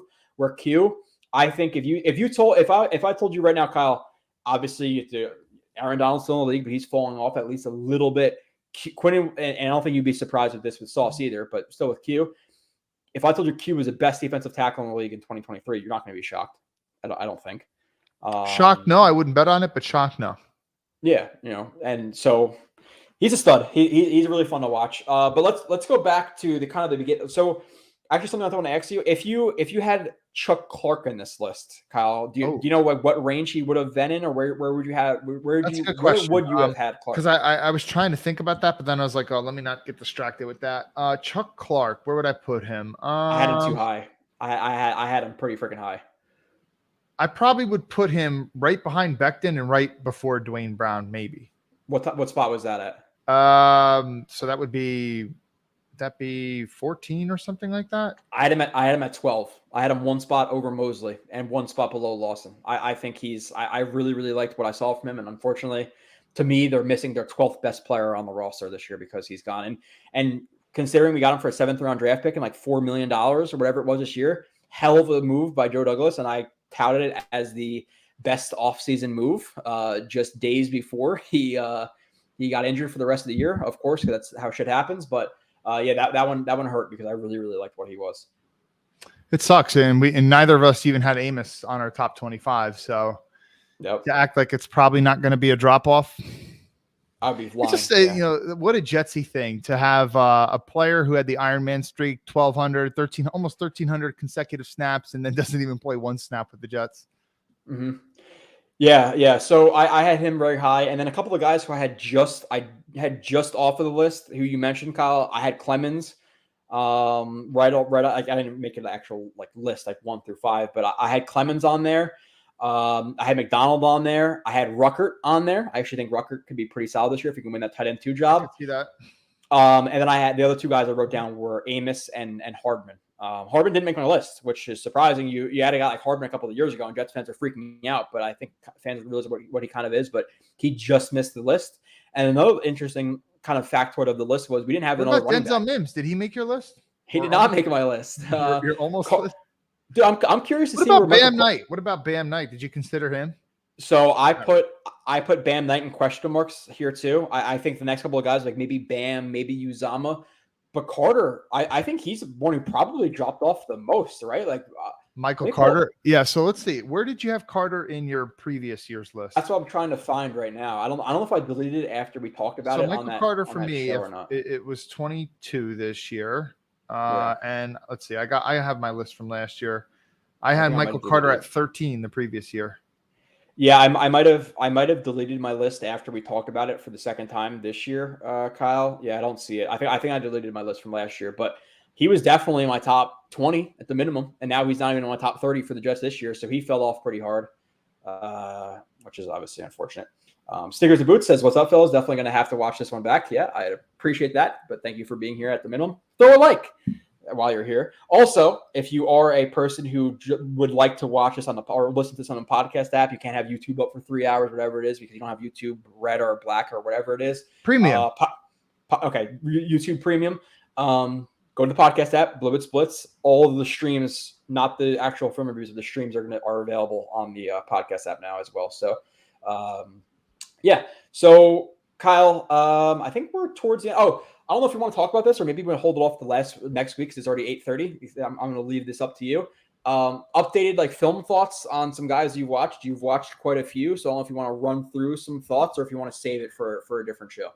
Yeah, we should probably save it for a future show, but let me see if I could think of anything real quick to say. I just want to pull up like a list of the ones I watched. Maybe you want to get to the chat, or if there is a chat while I do that.